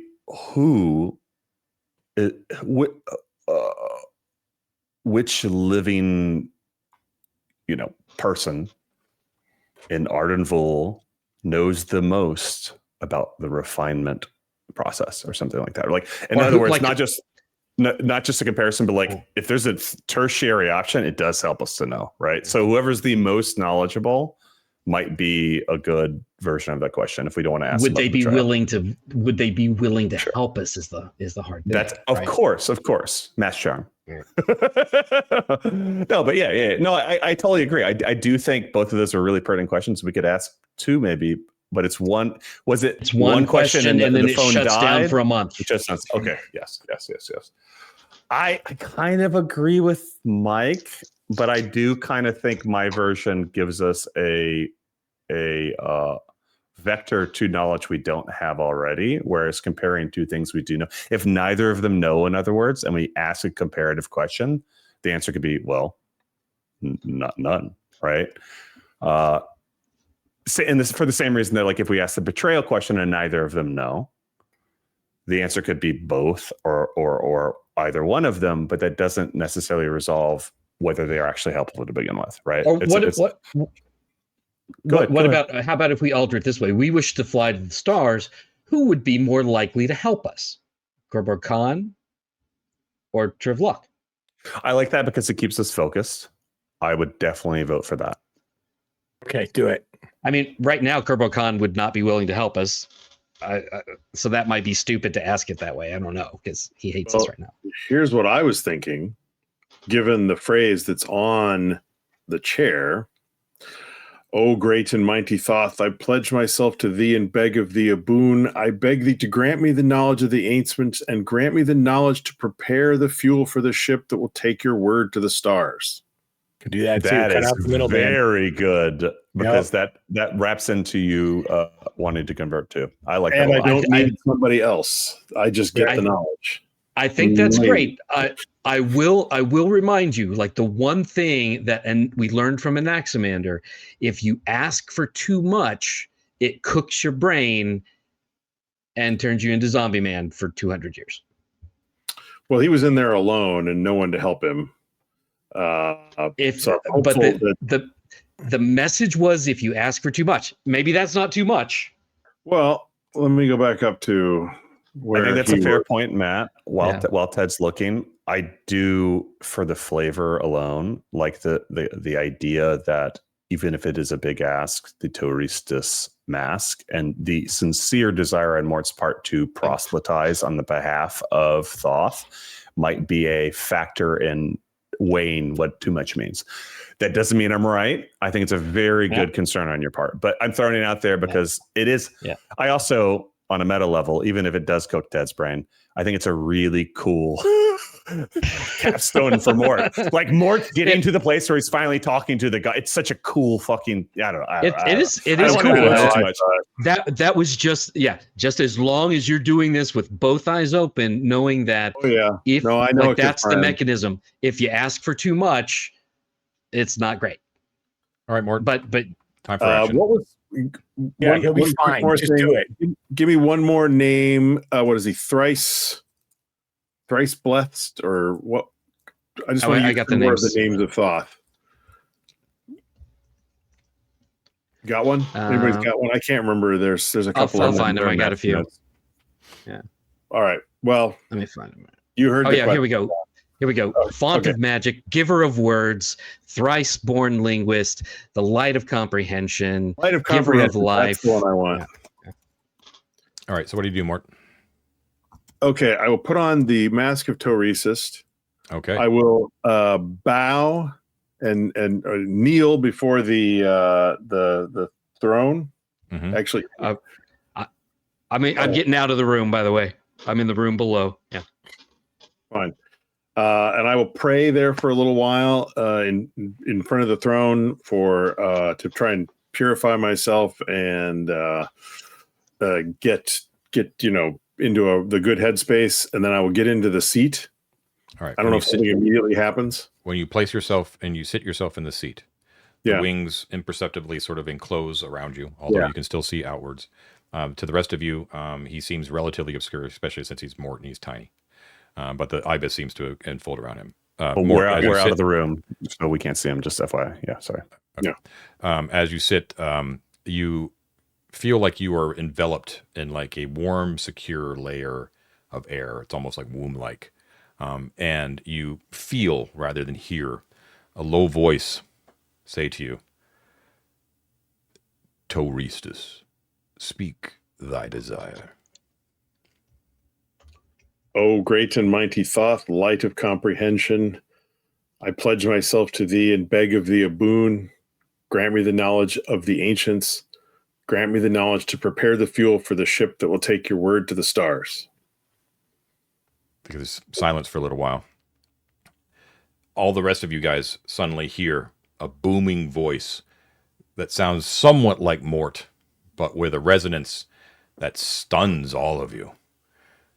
And it's Mort speaks out loud from the ibis, and it says, in the voice of Thoth, it says, all beings, even those birthed among the far-flung heavens, should withhold judgment, lest they themselves be judged.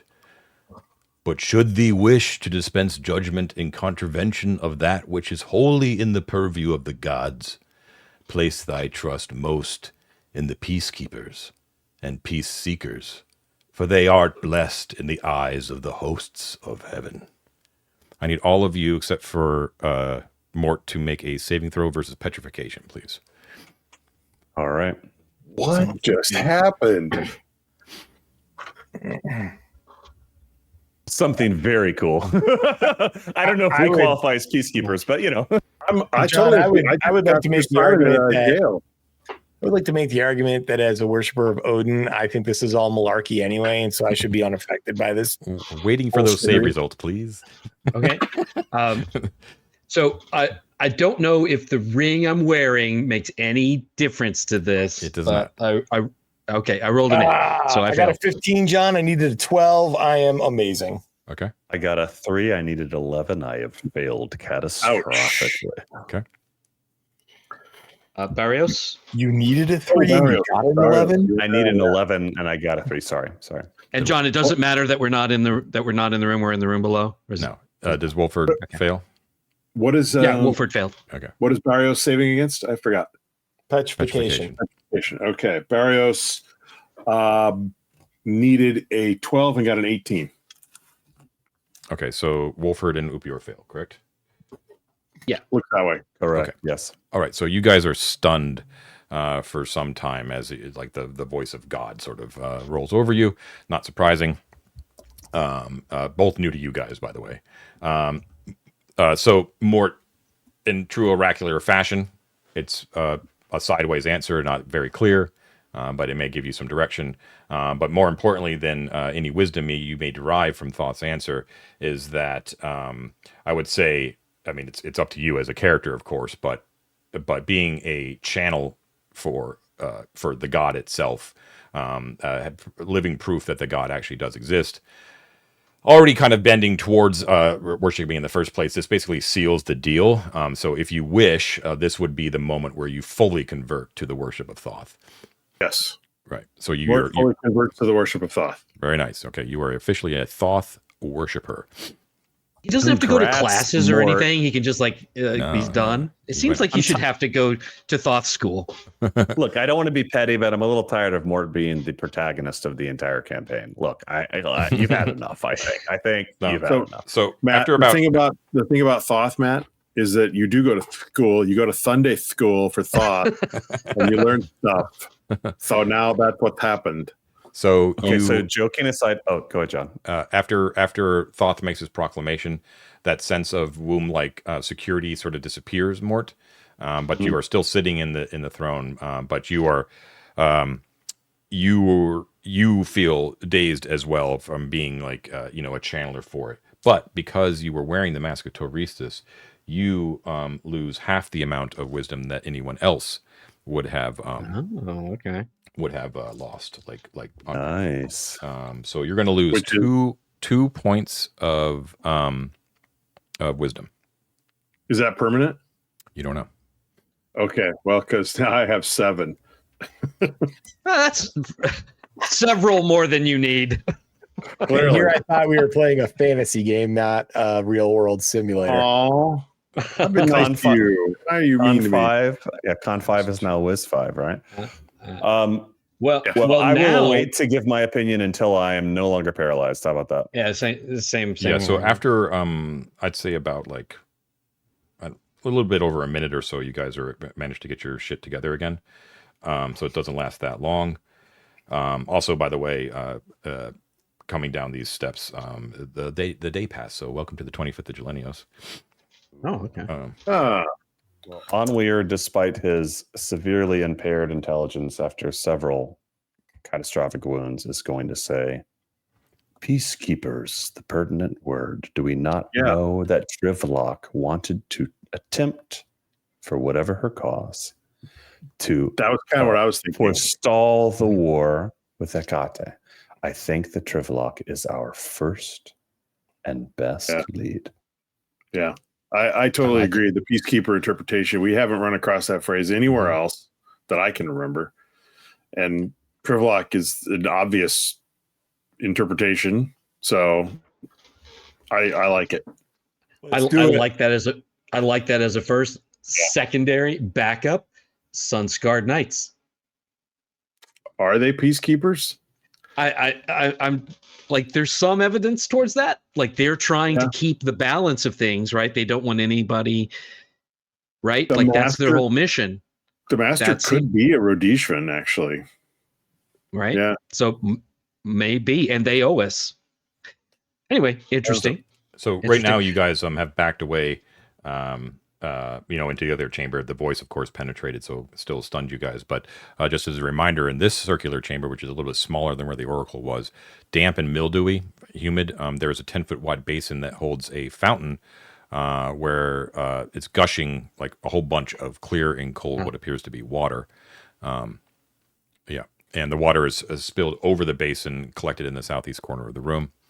And they've eroded like a segment of the wall in that section. It sort of goes off into darkness down through the fractured rock.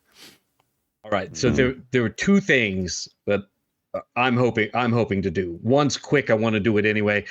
I want to stick my mangled face in the magic water, drink deep, and say a little prayer to Thoth, and see if that count. Do a little something. Do a little work. Roll D20, please. It's now 12:30 a.m. The other half of your face falls off. I rolled an 8. An 8. Okay. Let's see. Roll D6, please. 5. 5. Okay, so On. all right, you are you gain 2 points of constitution as you feel mightily rejuvenated from gulping down that water. Damn. Nice. You do not know how long that will last. I will follow suit. I will gently take my chef's hat off and put it on the side. I will take the iron circlet off, which was beneath it, put it on the side, and I will stick my face in the water. Okay, roll D20. I'm going to get smote. All right, I got a 19. 19. Okay. The other half of Wolf's face falls off. Okay, roll me a save versus poison. Oh. Yeah. Oh no. Oh no. It's green slime. Poison's not good. We lost our druid. Sorry, I had to collect myself there. This might be the second time I almost died. Okay, poison. I need to roll sorry, I have to roll over an 11. So, oh, baby, give this to me. One good roll the entire campaign. Come on, Uber. Oh my God, nat 20. Okay. Oh, There you go. All not right. making well, not that you can see it, but yeah. So Upyor, you Wolford comes out and he's like beaming, flush, his skin flush. Upyor, you wrench yourself out of the water. Water goes flying as your hair whips back. You remove the toque. And he grabs his hands around his throat, and his mouth is open. He's like, ah, ah, ah, and his face is like going like slowly black. You're going to take 2 points of damage, Upyor. Wait, I succeeded, but I still pipe. take damage. Okay. You're taking half damage from what you normally would. Cool. But your friends kind of pound you on the back a little bit, and slowly you're able to open up your air passages again, and your face gets back its color. But it was a close call. You know who doesn't force choke you when you take a drink of water? Odin. So everyone else is kind of looking at the fountain a little bit leerily now. Does anyone else like to dunk their head in and take a big old sip of water? It tastes great. He was close to the surface. You got to drink deep. You got to stick your face all the way down in there. Nope. Nope. No. But I am Okay, curious about where the water goes. Is there any way to? Yeah. Is it a wide enough passage for a body to slide through? Not really. No, it's like a crack in the wall. I want to just for token, take a turn with a heavy black iron spear, super strong.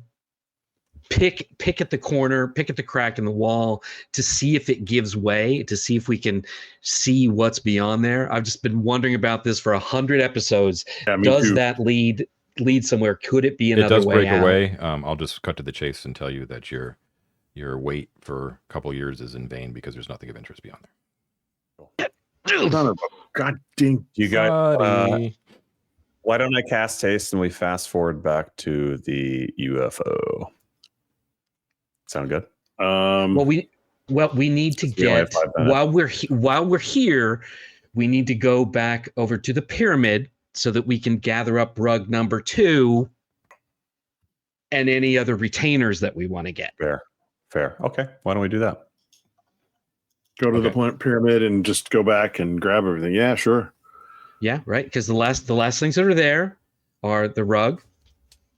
Lisbeth's body, I think, is still there. We still need to intern her. We put her there temporarily. Only the goblins have eaten her by now. Are you hasting to get back to the pyramid? What? I mean, are we going to... I can Not do that it. far. Whatever. Sure. Why Yes. not? I'll cast haste. Okay. So it would normally take 1, 2 to get up the stairs, and then 1. Well, I guess it is kind of far, yeah. I'm going to say the entire journey hasted would take you 2 turns. Okay. And haste lasts 3 turns. So we have 1 turn of haste once we are on the other side of the pyramid that we can utilize. Okay. It is now 1 a.m. So you make your way back, and remember too that the chamber, the antechamber to the pyramid, was also continual light. So you're hitting all the well lit areas of the well of light. And you make your way back up to the secondary pyramid, which gave the name Plunger Town in the first place. And you now remember this time you're not teleporting into the inside of the pyramid. You're teleporting to the top of the exterior of the pyramid in the debouchement. So, welcome back to the debouchement. Now here, remember that very tall chamber, 50 feet tall. Pyramid is here. There's the green mist that is sort of like enclosing everything, right? You see that as you emerge, that there's a great hue and cry as you sort of start to step down the pyramid. This is sort of like the last scene of Conan the Barbarian, right, where he tosses the head of Thulsa Doom down the thing, right? Ooh, nice. Not that huge of a pyramid, but as you kind of take your step down, you see that there is an array of figures down below, all goblins, right? And standing amidst them, very easy to see because they're taller than the goblins. First thing that you see is a small woman dressed in a simple white shift, right? Very clean, with long straight hair, and you recognize her barely as Versanya, who used to be Lyta, right? And she is just calmly sort of waiting there, looking up at you with a beatific smile, with her arms sort of outstretched. All the as she sort of outstretched, as she moves her arms to the side, welcoming you down as you sort of step grandly down the pyramid into the green mist. All the goblins bow. They all get down on one knee, right? And they all start to sort of chant below their breath, just sort of like a humming sort of, Gregorian sort of sound, as you sort of emerge. And you hear that the sound that they're making, the words that they're saying is a very sort of long and drawn out, so it's sort of difficult to say what they're actually saying, but the word that they're repeating as like a mantra over and over and over again is Toristus. Toristus. Right? Mort, All right. as he comes down the stairs, the mask on. May the light of comprehension bathe you. Welcome, my friends. Welcome to the word of Thoth. Versanya sort of greets you and brings you alongside. You see that she's wearing, I believe that, I can't remember who made it, but someone made like a makeshift Lycian holy symbol for her. Is that right? Was that Avaricios who did that?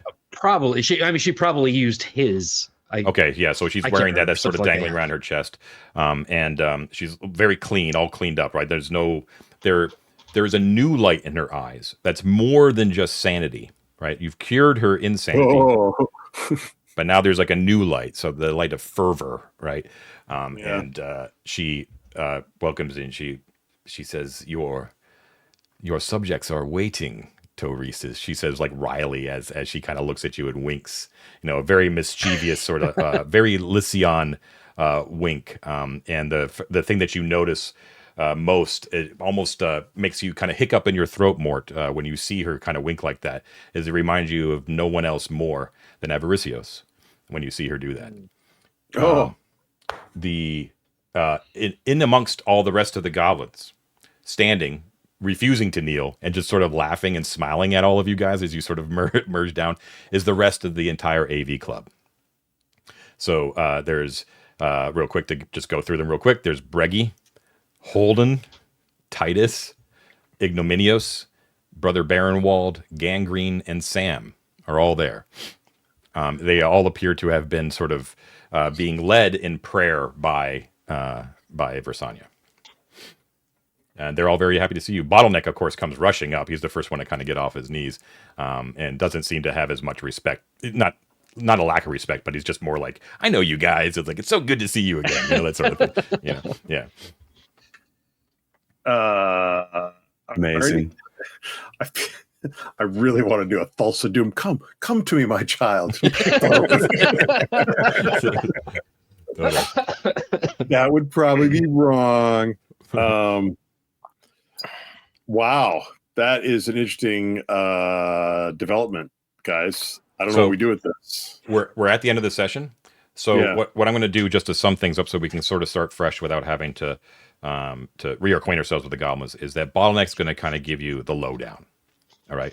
First thing that you can dismiss out of your minds, which you've been worried about for a long time, is the king is cool. He's cool. You've already kind of sort of explained, right? Like you cleaned out the Beastman chambers, right?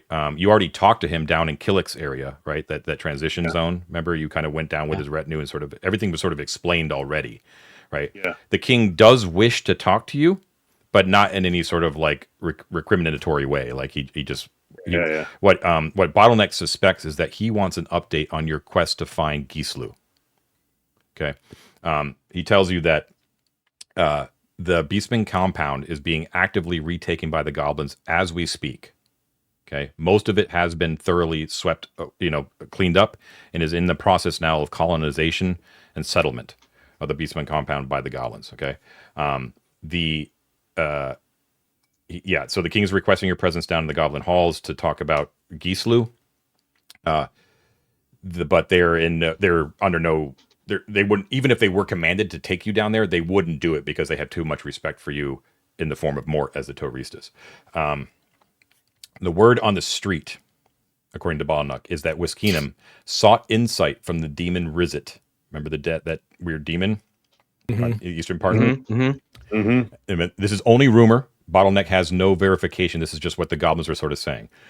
Is that supposedly, and it's known that Wes Keeman seeks advice from the Rizit. You actually witnessed him doing that. We saw him do it. Yeah. But according to the goblins, he was shown that his doom was nigh. This is only whispered, though, because to imply such is the worst kind of heresy, right? And that he has grown increasingly paranoid after hearing this news. Bottleneck can also report that Kraz, the dragon, appears to have calmed down and retreated to his lair in the southwestern portion of the ruins, resuming his normal routine. The goblins have repaired the pyramid top that they had, that caused it, which killed Versania. But they do retreat underground at any sign of the dragon or its wyvern companions. So it's not like he's gone, but he's just kind of back to his normal routine. Apparently, he has made no further demands. Goblins have reported, those goblins who have ventured outside have reported that they do see some forms still going to the lair and talking to, making their way to the lair. They don't know if they talk to him or not, but whatever. So that's the deal currently. Goblins are still in full control of the Debouchement. They are taxing adventurers who come down. So again, there has been a relatively steady, irregular flow of adventurers coming in and out. Just so you're aware that the debouche is not fully secure, but still acts as a safe haven for your purposes. Okay. Awesome. Yeah, that's amazing. What about the Broken Head, John? Any updates on that? Broken Head is still around, and there have been sightings of people, although the goblins don't know who they are, of people once in a while making their way from the inn to both the Western Tower, which was Setites, and to the Southwestern Tower, which is where Kraz goes. Okay. One other question. Any word on the Five Fingers? No word of the Five Fingers. They have not been seen. We left. I'm sure they're fine. Yeah, they're fine. You can align this with your own time, like when you met the Five Fingers most recently. So this appears to have happened previously to your encounter with them.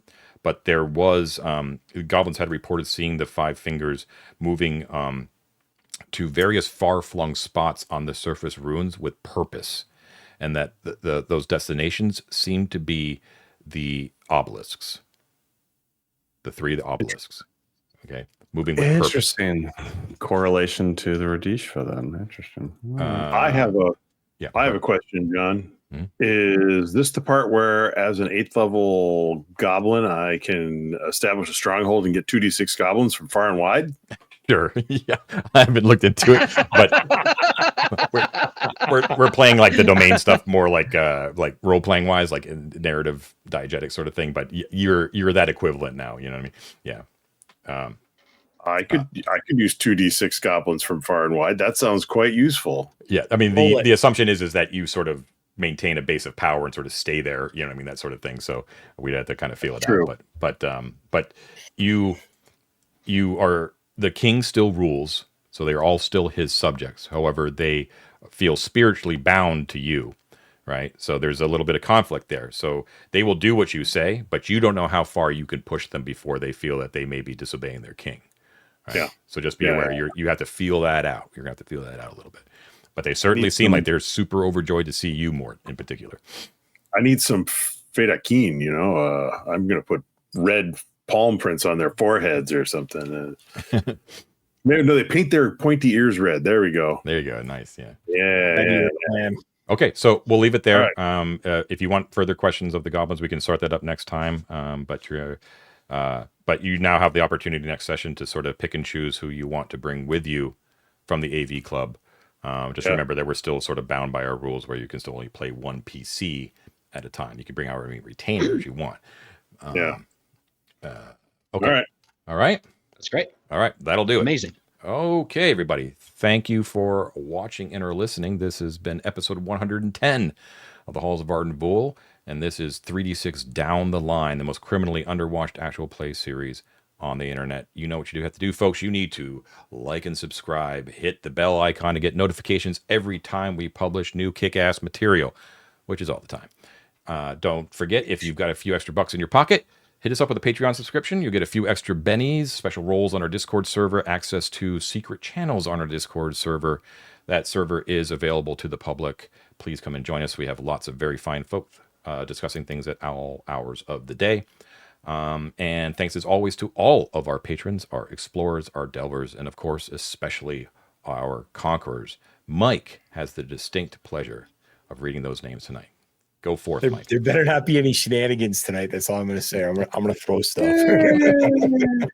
Let's hear it. All right. Thank you, guys. It's Robert Kenyon, the Underdorks, Jeff Marino, Alan Barton, Alexander Bowes, Eric Tsunami, MD.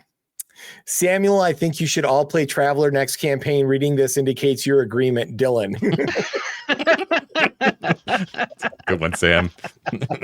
Gregory Diestelhorst. Yesterday's Glory, Mike Small, DMW71, Richard Barton, James Boyle, Stephen BKK, Doc Jones 73, Jackson Bates, John Hooker, Zachary Hall, Saps, Papa Bear says great setup when Nefret lost her eyes and got eaten by monkeys and John killed Asmodean. Zach Shiflett, Merci for AV605, Ruben Collar, pour one out for Elizabeth Darger, Procyon, Dakota Nielsen, Cam, Stephen Quisenberry, Brad and Aiden, John and La Logan, the Kabrowskis, Magic Meat Machine, Tom Leary, Phil, Nakanu, Nick, Terry Barney, Eric Lawson, Mando NZ, Faisal, Ted Gast, James Doig, Nefarious Gamer, Grunt, Andrew Schroker, M. Mont, Michael Schilling, Stephanie DiMaiolo, Ash Gabrielle. Nobody puts Kerbug Khan in the corner. I love it. The Hex Prowler twins, Iona, Han Dandler, Stum and Toast, Too Rude, Too Ishvin, Dungeon Heart Adam, Scott Yearsley, Mech Jack, Kick Maniac, Dire Grew, Tom Eric Garrettson, and the Mats. Matthew Mattis, Matt Walsh, Matt Mason, Matt Gardner, Matt Koenig, and Matt Young. Thank you, everybody. Thanks, as always, for your continued support, everyone. We really do appreciate it. Everyone have a great week, and we will see you next time. Take care. See you. Thank you, John. Thanks, John.